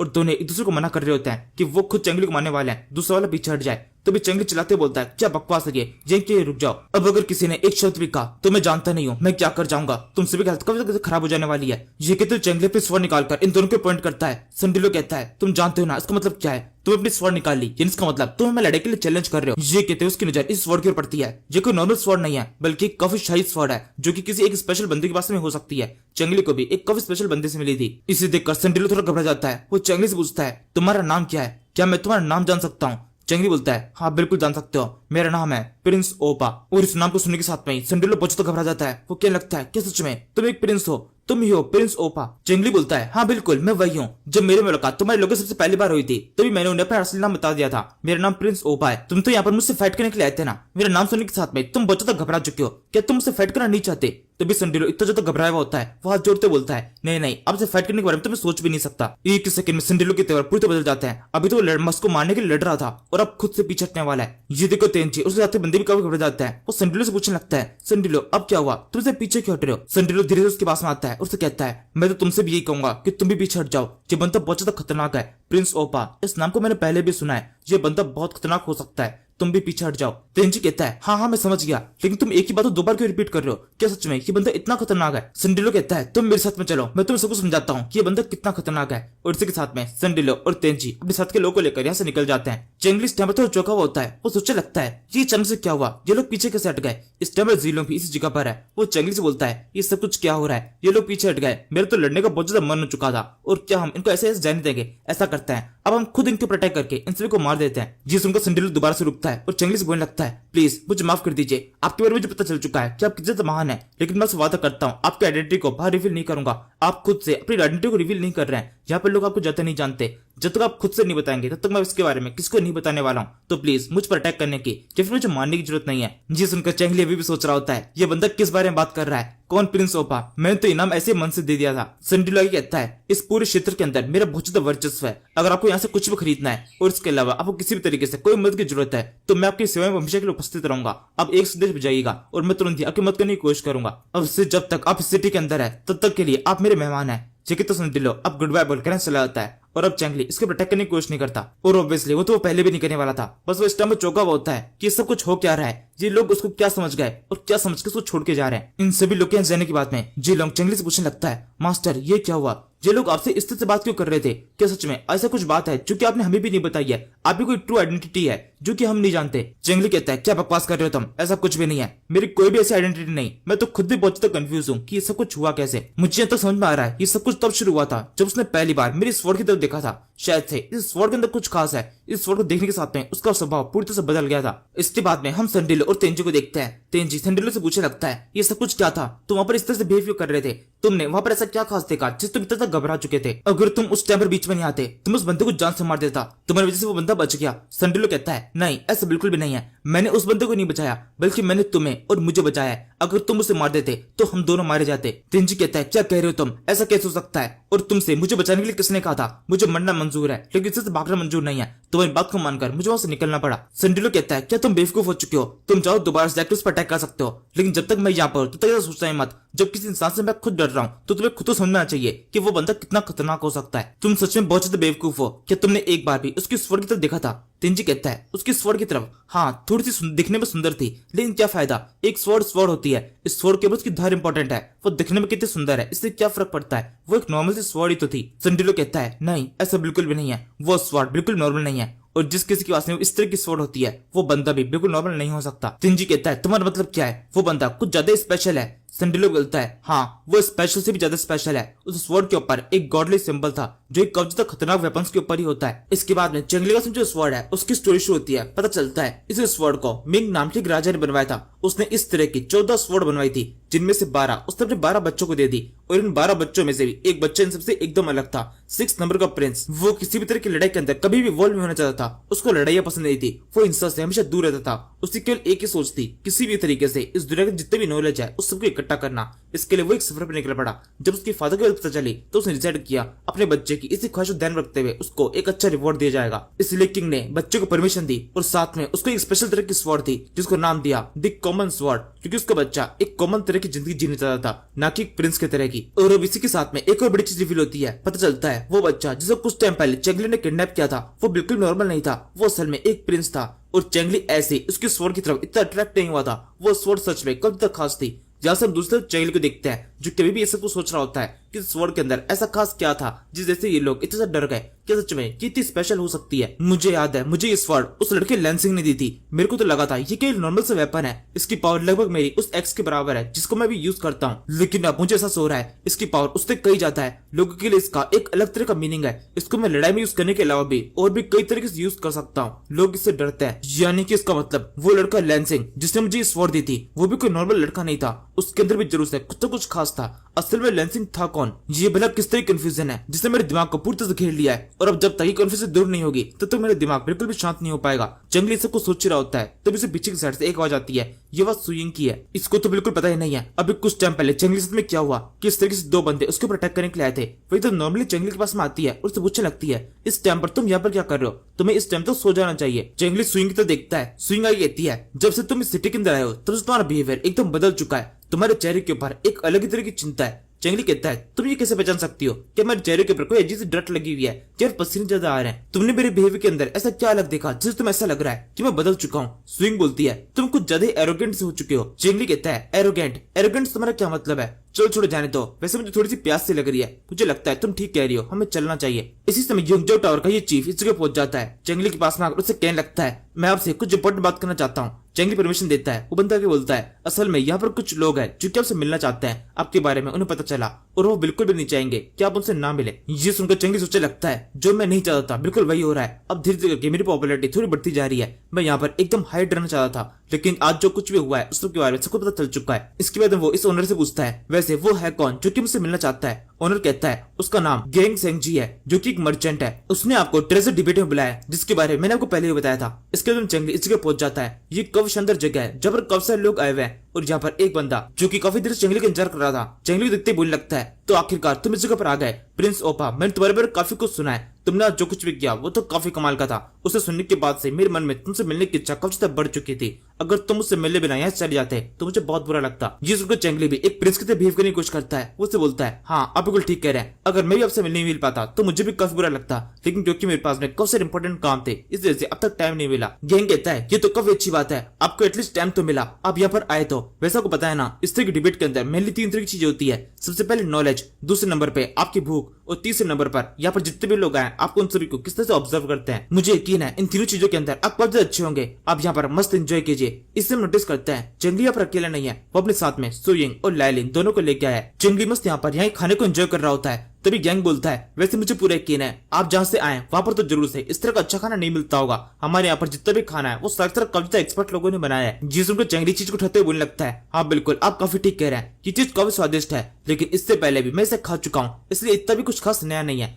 वैसे मेरे पास में काफी कुछ है जो कि आपके लिए काफी खास हो सकता है। इसके बाद वो लाइलिन से कहता है, लाइलिन जरा उसे लेके आओ। और इसी के साथ में लाइलिन के इशारे के साथ में 300 सर्वेंट वहाँ पर अंदर एंटर करते हैं। इनके पास में खाने की कुछ चीज है। चेंगली यहाँ पर मिर्ची से बनने वाले कुछ खास प्रोडक्ट्स को लेके आया है यहाँ पर अच्छी तरीके से अपने नाम को बढ़ाने के लिए। लाइलिन भी इस खाने को देखकर काफी ज्यादा खुश हो रही होती है। वो एक बाइट खाती है और कुछ से बोलती है, ये तो बहुत ज्यादा स्वादिष्ट है, इससे स्वादिष्ट चीज मैंने आज तक कभी भी नहीं खाई। इसी के साथ में इस खाने की खुशबू वहाँ पे चारों तरफ फैल जाती है। जितने भी लोग यहाँ पर है उन सभी को ये स्मेल आ रही है और सबके सब इसे सुनकर एकदम मंत्रमुग्ध हो जाते हैं। गेंग खुद से आगे बढ़कर इसे खाने की कोशिश करता है और जैसे सूंघते उसे ऐसा लगता है ये चीज बहुत ज्यादा तीखी है। वो इसके ऊपर ही अपना बखेड़ा बनाने की कोशिश करता है। वो कहता है, वैसे ये चीज बहुत ज्यादा तीखी है, हम इस तरह की तीखी चीजें कभी भी खाते नहीं है, लेकिन फिर भी इसकी स्मेल काफी अच्छी है, इसलिए मैं टेस्ट कर सकता हूँ। इसी तरीके से इस खाने को पूरी एंजॉय करने के बाद में गेंग आगे बोलता है, वैसे मैंने सुना है आप यहाँ पर किसी एक स्पेशल चीज के लिए आए हैं, काफी लंबे टाइम से आपको ढूंढने की कोशिश कर रहे हैं। चंगली कहता है, हाँ बिल्कुल मैं कुछ ढूंढ रहा हूँ। गेंग कहता है, और वो चीज क्या है, मैं आपकी काफी मदद कर सकता हूँ। चंगली बोलता है, वैसे मुझे पैसे नहीं चाहिए, मुझे चाहिए कब सारा अनाज, क्या आप उसमें मेरी मदद कर पाएंगे? गेंग कहता है, तो डिपेंड करता है आपको कितना चाहिए। चंगली कहता है, बहुत सारा, जितना हो सके। अगर नंबर पे काउंट करें तो शायद से मुझे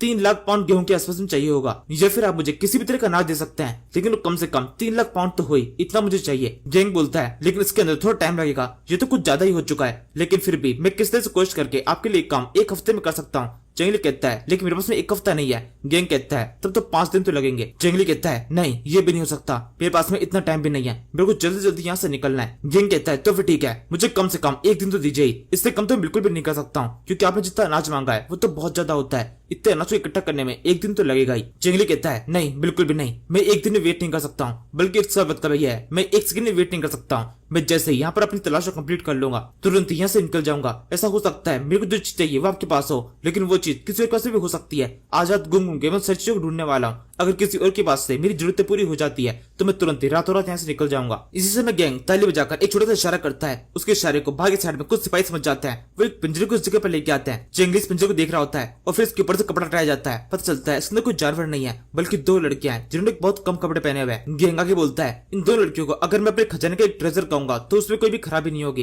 ये 2 लड़की काफी शानदार है और उनकी मदद से मैं हमेशा काफी सारे पैसे कमाने का मौका सोचता रहता हूँ। जल्दी ही मौका मेरे पास में आने वाला है, मैं इन सभी की ट्रैफिकिंग शुरू नहीं करने वाला हूँ, जिसकी बात से मुझे काफी पैसा मिलेगा। जिसको चंगली सोचने लगता है कि तो इनके साथ बिल्कुल भी ठीक नहीं हो रहा है, ह्यूमन ट्रैफिकिंग ये तो बिल्कुल सही नहीं है। मुझे अब एहसास हो रहा है ये बंदा गेंग सेंगजी इतना भी सीधा नहीं है जितना मुझे दिखाई दे रहा था, ये बहुत टेढ़ी चीज है। वैसे इस समय लाइलिन इस लड़की को देखकर काफी ज्यादा खुश हो रही होती है। वो कहने लगती है, देखिए प्रिंस, उस लड़की ने कितने अलग तरह के कपड़े पहन रखे हैं, उसके इन पैरों के अंदर ये क्या अजीब चीज है। ये देखकर चंगली भी काफी चौंक जाता है, क्योंकि सच में इस टाइम के हिसाब से ये चीज एग्जिस्ट नहीं करनी चाहिए थी। इसे शॉकिंग बोलते हैं, जो कि काफी टाइम बाद में इन्वेंट हुई थी। वो इसके बारे में गैंग से पूछने लगता है। गैंग कहता है, ये तो हमारे पास काफी सारी है, तुम जितनी चाहो उतनी लेके जा सकते हो। ये सुनकर चंगली सुइंग को उन कपड़ों के अंदर भेजने करने लगता है। इस टाइम पर लाइनिंग और सुइंग दोनों से तो घूर रहे होते हैं। चंगली के चेहरे के एक्सप्रेशन एकदम बेकार से हैं। सुइंग पूछती है, ये सब कुछ क्या है, तुम्हारे चेहरे पे इतने गंदे एक्सप्रेशन क्यों है? तभी गैंग आगे बोलता है, तुमने मेरे साथ में 3 लाख पाउंड अनाज की डील की है, तो इसके साथ में मैं इन 2 लड़कियों को तुम्हारे पास में भेज सकता हूँ, लेकिन ये केवल टेम्पररी टाइम के लिए रहेगी। 5 दिन बाद में इनको वापस से मेरे पास से भेज देना। तो क्या तुम चाहते हो? इस डील को सुनने के साथ में सुइंग और लाइलिन दोनों कब तक गुस्सा जाते हैं। दोनों ने अपना मुंह फुला लिया है। चैंगली के मन में इस टाइम कुछ भी चल रहा हो, वो एक बार इन दोनों को देखता है और फिर गैंग से बोलता है, नहीं मुझे नहीं चाहिए। इसी समय गैंग लाइलिन को कुछ पीने के लिए ऑफर करता है। लाइलिन को पहले से चैंगली ने मना कर रखा है कि कुछ भी पीना नहीं है, इसलिए उसके मन में एक इच्छा तो आती है कि उसको ये सब कुछ पीना है, उसको नशे की आदत है, लेकिन चैंगली कारण वो पीती नहीं है। किसी तरीके से उसने अपनी इच्छा को पूरी तरह दबा दिया है। इस टाइम पर उसके चेहरे पर साफ दिखाई दे रहा है कि वो किस तरीके से खुद को कंट्रोल कर रही है। चैंगली से पूछने लगता है, ये क्या हुआ? लाइलिन कहती है, बस थोड़ी सी तबीयत खराब है। गैंग भी इस बारे में पूछने लगता है, अचानक से बच्चे को क्या हुआ? चैंगली कुछ बहाना बना देता है। इस टाइम बाहर की साइड से एक बंदा आता है और नत्ते हुए बोलने लगता है, बाहर कोई आया है जो कि कोई अपने पास में कोई चीज है जो कि यहाँ पर सेल करना चाहता है, आप कहें तो मैं उसको अंदर लेके आऊं। गैंग कहता है, क्या सच में उसके पास ऐसा कुछ खास है जो कि हम खरीदना चाहें? कुछ ऐसा इंपॉर्टेंट उसके पास में हो सकता है? दूसरा बंदा बोलता है, हाँ बिल्कुल, लगता तो है इसका कुछ खास है। फिर वो चैंगली से पूछता है, क्या तुम इसमें इंटरेस्टेड हो? चैंगली हाँ कह देता है। इसके बाद में ये सेल्समैन अंदर आता है। इसके हाथ में एक बहुत बड़ी चीज है। अंदर आते हुए बोलता है, मेरे फादर जिनकी काफी टाइम पहले डेथ हो चुकी है, उन्होंने मरने से पहले एक बहुत ताकतवर वेपन बनाया था। ये वेपन उन्हीं का है जो कि इतना ताकतवर है कि इसकी मदद से हम किसी को भी खत्म कर सकते हैं। चैंगली कहता है कि सच में ये इतना खास है, एक बार दिखाओ तो सही। वो सेल्समैन उस वेपन के ऊपर से उस कपड़े को उठाता है और फिर कहने लगता है, ये वेपन बहुत ज्यादा खास है। इस वेपन का एक स्पेसिफिक नेम भी है, इसका नाम है सर्पेंट स्पीयर। इसी समय चैंगली को सिस्टम विंडो शो होने लगती है। सिस्टम लेडी से बोलती है, हाँ सच में ये काफी शानदार वेपन है, तुम्हें जरूर से सोचना चाहिए। चैंगली से उठाते हुए बोलता है, हाँ अच्छा वेपन तो है, इसका वजन भी काफी अच्छा है, वैसे तुमने इसकी रेट क्या बताई थी? सेल्समैन कहता है 100 कॉइन्स, इतना काफी होगा। ये सुनकर चेंगली से घूरने लगता है और सोचता है ये वेपन तो काफी सस्ते में दे रहा है, शायद इसको पता ही नहीं है इस वेपन की वैल्यू क्या है। इसी समय इस सेल्समैन को लगता है जैसे चेंगली इसे सोच रहा है कि इस वैल्यू बहुत ज्यादा कम है और इस सेल्समैन ने ज्यादा बताई है, तो इसलिए वो डर जाता है और उसे खुद से बोलता है ठीक है आप मेरे को 10 कॉइन दे देंगे तो मैं एक्सेप्ट कर लूंगा। लेकिन चेंगली अभी भी कुछ नहीं बोलता। ये बंदा दोबारा से कहता है अगर आप मुझे इसके बदले में कुछ भी दे देंगे तो मैं वो भी एक्सेप्ट कर लूंगा, मैं बस इसको किसी भी तरह से बेचना चाहता हूँ। और अब ये सुनने के साथ में चेंगली समझ जाता है ये वेपन इसका नहीं है, इसने जो कुछ भी कहानी सुनाई है वो पूरी तरह से फेक है, इसको कहीं पे पड़ा हुआ मिला है और बस ये किसी भी तरीके से इसको बेचकर कुछ भी कमा लेना चाहता है। तो फिर ठीक है इसको मैं कुछ भी ही दूंगा। और अब इसी के साथ में चेंगली ने इस बंदे को लूट लिया है। इतना महंगा स्पीयर उसने केवल 1 सिल्वर कॉइन के बदले में खरीद लिया है। वो उसको उसकी तरफ फेंक देता है, उससे कहता है एंजॉय करो। वो बंदा भी खुश जाता है, उसको लगता है उसे काफी अच्छी वैल्यू मिल चुकी है। वेपन एकदम बेकार था लेकिन वेपन असल में काफी शानदार है। शायद से इस बंदे गैंग को भी समझ में आ रही होती है। वो चेंगली से बोलता है तुमने काफी अच्छी डील कर ली। चेंगली कहता है नहीं इतनी भी कुछ खास नहीं थी, ऐसी डील तो मैं अक्सर ही करता रहता हूँ, मेरे को एक वेपन की जरूरत थी तो ये हो गया, अच्छा काम आएगा। इसके बाद में यहाँ की बातों को थोड़ा सा आगे बढ़ाया जाता है। ये एक ट्रेजर डिबेट है जहाँ पर अलग अलग जगह से काफी सारे लोग आए हुए हैं अपनी अपनी चीजों को बेचने के लिए। उन सभी के पास में काफी सारे ट्रेजर है और इनमें से कुछ लोग तो ऐसे हैं जिनको अपने ट्रेजर की वैल्यू ही नहीं पता। लेकिन फिर भी इनमें से कुछ भी ऐसा नहीं है जिसको चेंगली का किसी तरह का इंटरेस्ट हो, इसलिए आगे जो भी सामान आता है वो इनमें से कुछ भी खरीदने की कोशिश भी नहीं करता। इसके बाद में जब भी डिबेट खत्म होती है तो सबके सब दोबारा से अपने रूम में पहुंचते हैं। चेंगली ने ये शानदार स्पेस जैंग को दे दिया है। जैंग से बड़ा खुश होता बोलता है ये वेपन तो कब्जा शानदार है चीफ, आपको बहुत शुक्रिया कि आपने मुझे इतना शानदार वेपन दिया, ये अब एक अच्छे हाथों में है, मैं इसकी मदद से अपने कौन से दुश्मनों को ढेर कर देने वाला हूँ। इसके बाद में अगले दिन सुबह हो जाती है। चेंगली अपने रूम के बाहर बैठा हुआ है, कोई उससे मिलने के लिए आया है। ये सन डिलो है काओ गैंग का लीडर। जब आने के साथ में चेंगली के सर झुकाने लगता है। इसको अभी भी लगता है कि चेंगली वो स्पेशल प्रिंस है। उसके पास में आकर वो डरते हुए बोलता है क्या आप प्लीज मेरे एक छोटा सा काम कर सकते हैं, ऐसा सिंबल बनाएंगे। चेंगली बिल्कुल ऐसा कर देता है, उसको समझ में नहीं आ रहा कि ये सब कुछ क्या है। सन डिलो आगे कहता है मेरे को ये चीज समझ में आ चुकी है, आप यहाँ पर किसी को भी अपना असली नाम नहीं बता रहे हैं, लेकिन मुझे पता चल चुका है आपका असली नाम क्या है, सिक्स्थ प्रिंस। मैं आपके बारे में सब कुछ जान चुका हूँ। ये सुनकर चेंगली सोचने लगता है ये मेरे बारे में क्या जान गया, इस बारे में तो मुझे खुद को कुछ नहीं पता, ये मुझे सिक्स्थ प्रिंस क्यों कह रहा है, इसका क्या मतलब है। मैं अब इससे कुछ पूछ भी नहीं सकता, अगर मैं पूछूंगा तो उसको मेरे पर शक हो जाएगा, इसलिए जैसे चल रहा है वैसे चलने देता हूँ। ये सोचकर उससे कहता है हाँ तुम बिल्कुल ठीक कह रहे हो, मैं यहाँ पर अपने आप को पूरी तरह राज रखे हुआ हूँ, मेरे बारे में किसी को बताना मत। संडिलो कहता है हाँ बिल्कुल, अब मेरी तरफ से पूरी तरह निश्चिंत हो सकता है, मैं किसी को भी आपके बारे में बताने वाला नहीं हूँ। इसके बाद में वो रोना शुरू कर देता है। फ्रैंकी बोलता है मेरी लास्ट टाइम जब मुलाकात हुई थी उस टाइम पर आप काफी ज्यादा छोटे थे, एक छोटे बच्चे थे, लेकिन इतने से टाइम के अंदर आप इतने बड़े हो गए, इसकी उम्मीद मुझे बिल्कुल भी नहीं थी। चेंगी सोचने लगता है ये सब कुछ क्या कह रहा है, मुझसे मुलाकात जब मैं छोटा था तब, इसका मतलब क्या है, कैसा हो सकता है कि इसकी मुलाकात सच्ची मुझे पहले कभी हुई हो। लेकिन अगर ऐसा होता तो सारी इमेजिनेशन जो कुछ मेरी पिछली लाइफ के अंदर हुआ था, मतलब इस बॉडी की लाइफ में हुआ था, वो सब कुछ मुझे याद था, तो मुझे इसके बारे में पता होना चाहिए। संडिलो कहता है शायद से आपको याद नहीं होगा, लेकिन मैं आपके फादर को काफी लंबे टाइम जानता हूँ। हमारी और तुम्हारे फादर की दोस्ती पिछले कई सालों से चली आ रही है, जब वो एक किंग थे और जिंदा थे। इसके बाद में पूरा एक फ्लैशबैक शुरू होता है। हम एक अलग स्टोरी देखते हैं 30 साल पहले की, जब एम्परर मिंग यानी कि वो इंसान जिसने स्वॉर्ड बनाई थी, उसके एम्पायर के ऊपर रिंग डायनेस्टी ने अटैक कर दिया था और बहुत बुरी तरीके से एम्पायर की हालत खराब कर दी थी। चारों तरफ आग लग चुकी थी। एम्परर मिंग किस तरीके से अपनी जान को बचा के भागा था, तब उसके साथ में सन डिलो भी था, लेकिन ये केवल कुछ टाइम तक ही रहा। एक और अटैक के बाद में ये दोनों भी दूसरे अलग हो गए, लेकिन किस तरीके से ये वापस से रीयूनाइट हुए। इन्होंने पूरी सेना तैयार की जिसको नाम दिया काओ गैंग, और इस काओ गैंग की मदद से इन्होंने दोबारा से रिंग डायनेस्टी को प्रोटेक्ट करके उन्हें बुरी तरह खदेड़ दिया। एम्परर मिंग ने अपने काओ गैंग की मदद से पूरे एम्पायर को वापस अपने कब्जे में किया, रिंग डायनेस्टी को पीछे किया, और फिर उसके बाद में जब उन्होंने सब कुछ वापस से नॉर्मल कर चुके थे, अपने बर्थडे के उपलक्ष्य में उन्होंने वो 14 तलवारें बनवाई। वैसे ये वो टाइम है जब तक इसके बच्चे पैदा भी नहीं हुए थे, जिसका मतलब इसने पहले सोच रखा था ये अपने 14 बच्चे करेगा, लेकिन किए इसने 12 ही, और फिर अपने उन्हीं 12 बच्चों को वो 12 स्वॉर्ड दे दी। 2 तलवारें कायम वो नहीं पता, लेकिन 12 स्वॉर्ड मैटर करती है। उस 12 में से जो 6 नंबर का प्रिंस था उसकी स्वॉर्ड अब चेंगली के पास में। और फिर अब इसी के साथ में ये फ्लैशबैक खत्म होता है। हम वापस से सन डिलो को चेंगली के सामने देखते हैं। वो आगे बोलता है वैसे मुझे कहीं से पता चला आप यहाँ पर एक स्पेशल चीज के लिए आए, वैसे आपका यहाँ पर आने का कारण क्या है, क्या कोई बिजनेस टॉपिक है या फिर कुछ और। चेंगली कहता है कुछ बिजनेस टॉपिक ही है, हमें काफी सारा अनाज चाहिए। सिंडिलो पूछता है कितना। चेंगली बोलता है लगभग 3 लाख पाउंड,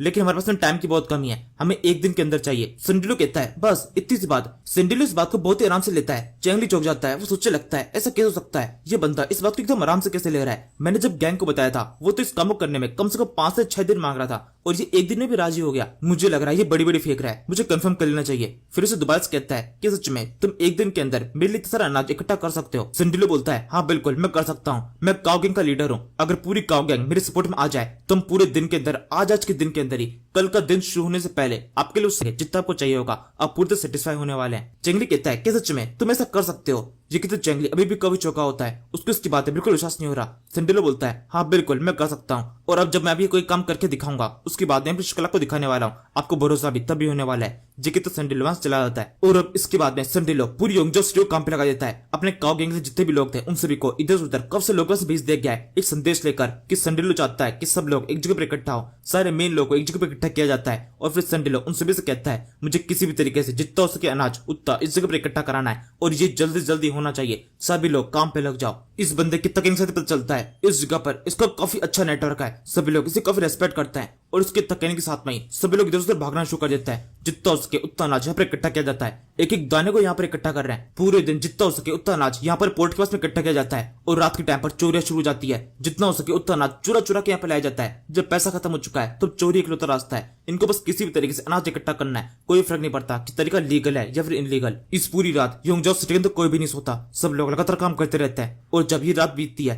अगले दिन सुबह चेंगली यहाँ पर चेक करने के लिए आता है कि सब कुछ कैसे चल रहा है और जब वो यहाँ पे पहुंचता है उसकी आंखें फटी की फटी रह जाती है। सामने की तरफ काफी सारे तांगे खड़े हुए हैं और इन सभी के अंदर काफी सारी बोरियां रखी है और इन सभी बोरियों में है काफी सारा अनाज। सेंडिलो ने जैसा कहा था सारा काम बिल्कुल वैसा ही हुआ है, उसने काफी सारे अनाज को केवल एक ही दिन के अंदर यहाँ पर इकट्ठा कर दिया है। चेंगली कहता है ये तो काफी ज्यादा है, मेरी उम्मीद से भी काफी ज्यादा। सेंडिलो बोलता है हाँ बिल्कुल ये काफी ज्यादा है, जितना आपने कहा था हमने उससे भी ज्यादा इकट्ठा कर दिया है, ये पूरा 5 लाख पाउंड है। वैसे प्रिंस मेरी आपसे एक छोटी सी इच्छा थी, अगर आप और आपकी पूरी फैमिली जितना हो सके थोड़ा सा और टाइम किसी भी तरीके से 3-4 दिन और आप हमारे साथ में यहीं पे रुके, हम आपको काफी अच्छे तरीके से अतिथि सत्कार करना चाहते हैं। चेंगली कहता है नहीं आप नहीं रुक सकते, मेरी बीवी और बच्चे दोनों को अपने घर की याद आ रही है, हमें अभी यहाँ से निकलना पड़ेगा। सेंडिलो कहता है 1 मिनट अभी आपने क्या कहा, आपकी बीवी और बच्चे जिन्हें आपने शादी कर ली और आपके बच्चे भी हो चुके हैं। चेंगली बोलता है हाँ बिल्कुल हो चुका है। ये कहते हो सुइंग और लाइलिन की तरफ इशारा करता है, उसने सुइंग को अपनी वाइफ और लाइलिन को अपना बच्चा बताया। सेंडिलो बोलता है अच्छा तो ऐसी बात है, मुझे तो पता ही नहीं था, मेरे को पता नहीं था, इस वजह से मैंने 10 मेड्स को यहाँ पे बुलाया था जो कि आपके साथ में जाने वाली थी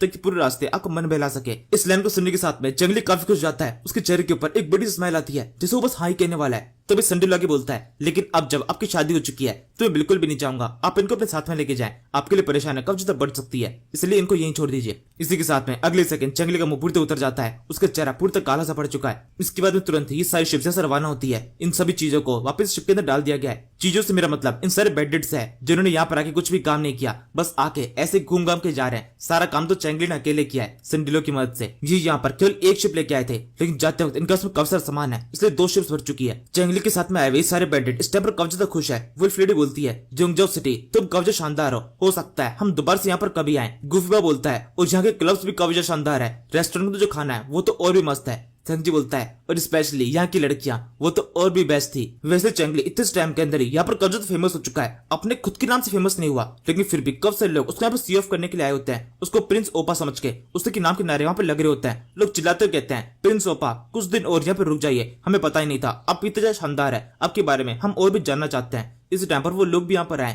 जिनके सामने चेंगली ने अपनी कविता की थी, वो भी उसकी तारीफ कर रहे होते हैं। उनमें से एक बोलता है हमने आपको एकदम नॉर्मल से इंसान समझा था, आप एक नॉर्मल से पोएट समझे थे, लेकिन ऐसा नहीं है, आप तो एक शानदार प्रिंस है, आपके बारे में पता होना चाहिए था। इतनी सारी भीड़ जब इस तरह चिल्ला रही होती है तब लाइलिन चेंगली से बोलती है देख रहे हैं आप ये लोग किस तरीके से आपकी तारीफ कर रहे हैं, ये सारे तो आपके फैन बन चुके हैं। चेंगली को भी अपनी तारीफ सुनने में काफी मजा आ रहा होता है लेकिन साथ उसकी वजह पता होती है जब इन लोगों को कुछ टाइम बाद में अगर ये चीज पता चल गई कि असल में चेंगली कोई प्रिंस नहीं है बल्कि एक माउंटेन बैंडिट है, तो जो लोग उसकी तारीफ कर रहे हैं वही लोग अपने आप को कोसेंगे कि वो किसकी तारीफ कर रहे थे। सबसे ज्यादा तो उस बंदे सेंडिलो की हालत खराब होने वाली है, उसने एक प्रिंस समझकर माउंटेन बैंडिट की मदद की है।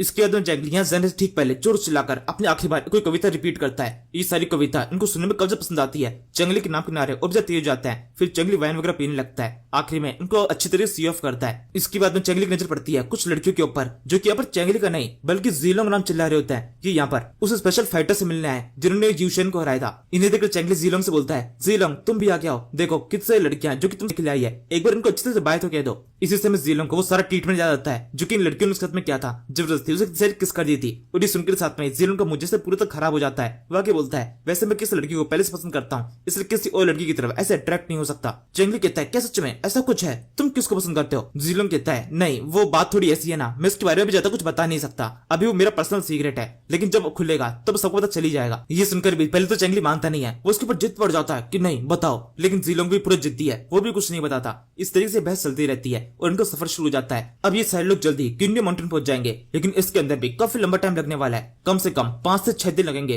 वो भी तब जब विंड को सपोर्ट करे, वरना उससे भी लंबा टाइम लग सकता है। इसके बाद हम कुछ देर बाद में शाम का सीन देखते हैं। चैंगली और सेंगजी दोनों शिप के ऊपर है। सेंगजी उसके पास में आता है और कहता है हमें 10 दिन का टाइम लगने वाला है क्योंकि शिप की स्पीड काफी स्लो है, विंड थोड़ी सी उल्टी चल रही है। चैंगली कहता है ये तो ठीक है, अभी तक हम सेफ है, हम सेफली आगे बढ़ते जा रहे हैं, यही मेन इंपॉर्टेंट है। इससे भी इंपॉर्टेंट ये है भले ही हमें कितना भी टाइम लग जाए, बस हम सेफली अपने पोर्ट तक पहुंच जाएं। अगर ये नहीं हो पाया तो काफी मुश्किल हो जाएगी। सेंगजी कहता है आपका मतलब क्या है? हमने वैसे भी काओ गैंग को कितने अच्छी तरह संभाल लिया था, यहाँ पर हो सकता है कितने पायरेट्स हो लेकिन वो हमारा सामना नहीं कर सकते। जब हम काओ गैंग को संभाल सकते हैं तो ये तो कुछ भी नहीं है। चैंगली कहता है तुम चुप रहो, तुम कुछ भी नहीं जानते, तुम्हें पता नहीं है समुद्र के अंदर और जमीन के ऊपर दोनों जगह पे कितना फर्क होता है। इसके बाद में हम कुछ और देर बाद देखते हैं यहाँ पर मेन समुद्र के अंदर एक स्कल शिप है जिसके ऊपर कुछ पायरेट्स है। ये लोग यहाँ पर इधर की तरफ आ रहे दो शिप्स के बारे में बात कर रहे होते हैं। इनमें से एक बोलता है दो बड़ी बड़ी शिप है जो कि तेजी से इस तरफ आ रही है। जो लीडर बंदा होता है वो बोलता है क्या सच में दो बड़ी शिप? वैसे तुम्हें इन शिप के बारे में क्या पता है, उनके ऊपर किस तरह का सामान है? पहला बंदा बोलता है मैंने तो सुना है उस शिप के ऊपर कुछ नोबल लोग हैं जो कि बहुत ज्यादा डरपोक से होंगे और इसके अलावा वो योंगजाओ सिटी से आ रहे हैं, यानी इसका मतलब उनके पास में काफी सारा कीमती सामान तो होना ही चाहिए। हम उनके ऊपर अटैक करके उन्हें पूरी तरह खत्म कर देंगे और उन्हें मारकर उनका सब कुछ उनसे लूट लेंगे। लीडर कहता है हाँ तुम बिल्कुल ठीक कह रहे हो, हमें बिल्कुल ऐसा करना चाहिए, बेकार की रिस्क नहीं लेनी है,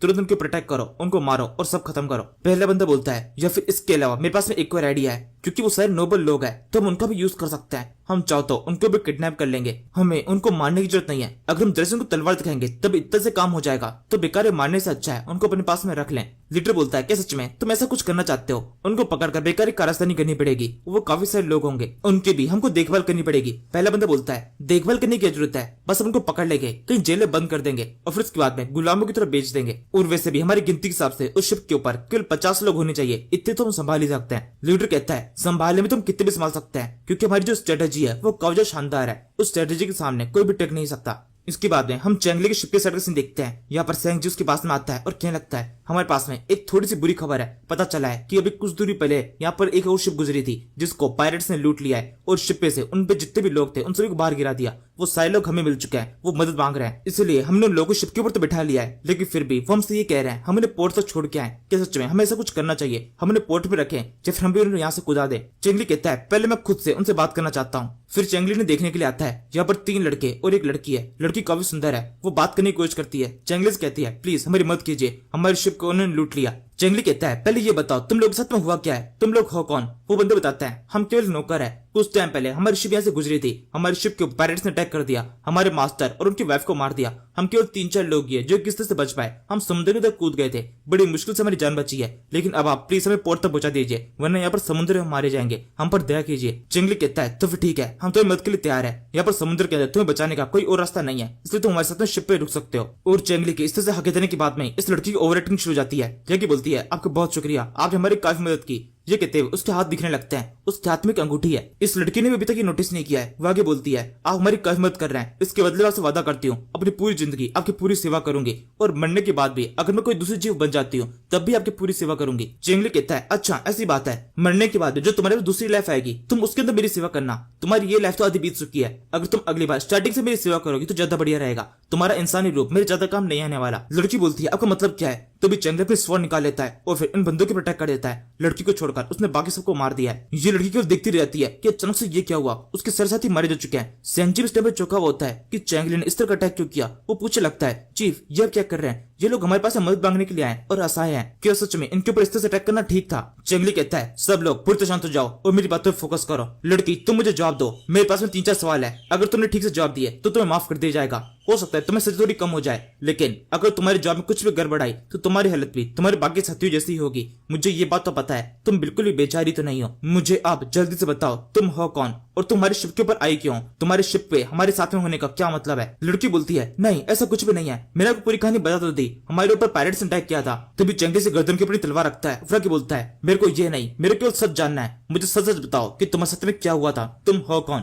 तुम्हारा नाटक पूरी तरह खत्म हो चुका है, मेरे को तुम्हारे हाथ में जो अंगूठी है दिखाई दे चुकी है और ये अंगूठी का पूरा अस्तित्व मेरे को पता है। ये अंगूठी मैंने गैंग ज़िंग के पास में देखी थी और ये बात मुझे इस तरह समझ में आ चुकी है, तुम जरूर से उसी के लिए काम करती हो, उसने तुम्हें यहाँ पर भेजा है, ये एक सब कुछ एक चाल है, तुम यहाँ पर ऐसे ही नहीं आई हो। ये लड़की अभी भी अपनी बातों पर अड़ी होती है। वो अभी भी चेंगली से कहती है नहीं ऐसा बिल्कुल भी नहीं है, हम तुम जो समझ रहे हो वो नहीं है। और अब इसी के साथ में चेंगली गुस्सा को ज्यादा बढ़ता जाता है। वैसे गर्दन की अपनी तलवार रखता है, फिर आगे बोलता है मैं तुमसे कितनी बार बोल चुका हूँ, मेरे को सच सच बोलो, अगर तुमने झूठ बोला तुम्हें सजा मिलेगी। लगता है तुम बात नहीं मानोगी, तुम्हें सजा देनी पड़ेगी। ये कहते वो उसे गर्दन के ऊपर एक धीरे से अटैक कर देता है। लड़की का खून बहने लगा है। ये अटैक इतना बड़ा नहीं है कि लड़की मर जाए, लेकिन फिर भी उसके दर्द तो हो ही रहा है। लड़की चिल्लाना शुरू कर देती है। चेंगले के बोलता है इस दर्द को मैं और ज्यादा बढ़ा सकता हूँ, ये घाव और बड़ा हो गया तो तुम मर जाओगी। इससे पहले कि तुम मर जाओ सच सच बता दो, तुम्हारी जान बच जाएगी। और अब इसी के साथ में लड़की फाइनली कवच डर जाती है। वो बोलने लगती है हाँ बिल्कुल तुम जो कह रहे हो वो सच है। गैंग जिंग हमारा बॉस है, हमारा खुद का पायरेट्स का एक ग्रुप है जो कि स्कल आइलैंड से बिलोंग करता है। चेंगली कहता है मैं जानता था तुम्हारा ये सब कुछ है। मुझे बताओ तुम्हारे ग्रुप के अंदर कितने लोग हैं,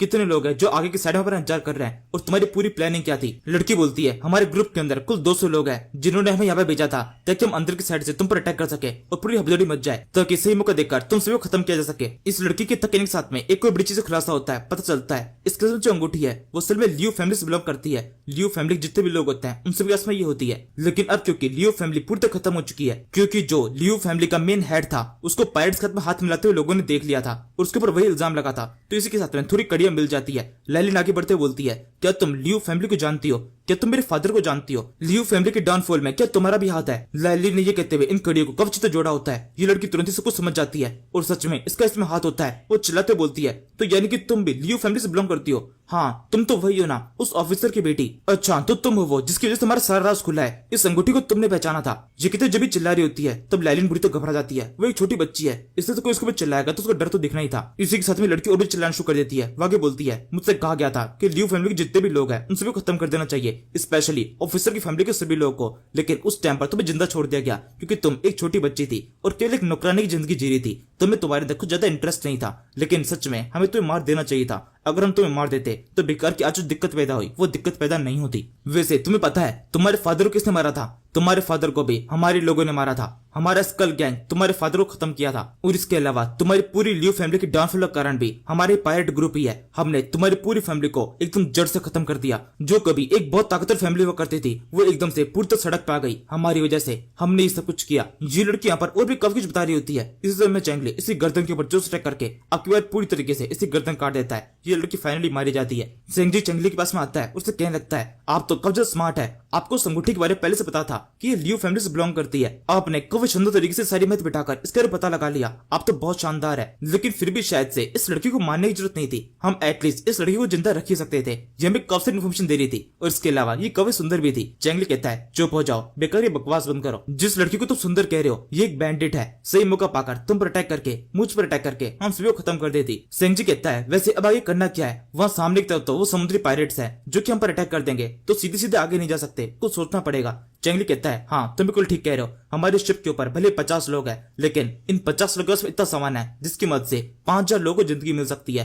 वहां पर वो 5000 लोग हमें इंतजार कर रहे हैं। हमें किसी भी तरीके से एकदम सेफली इस सारे सामान के साथ में किंडी माउंटेन पहुंचना ही है। 1% का भी हम रिस्क नहीं ले सकते हैं। चेंगली की इसी सोच के साथ में इस सीरीज का ये एपिसोड खत्म होता है। Thank you for watching. आखिरकार अब फिर सब शांत है, कमचाओं में मन अभी थोड़ा शांत है। तू वो खजाना जिस पे नजर किसी और की है, किसी और के पास में।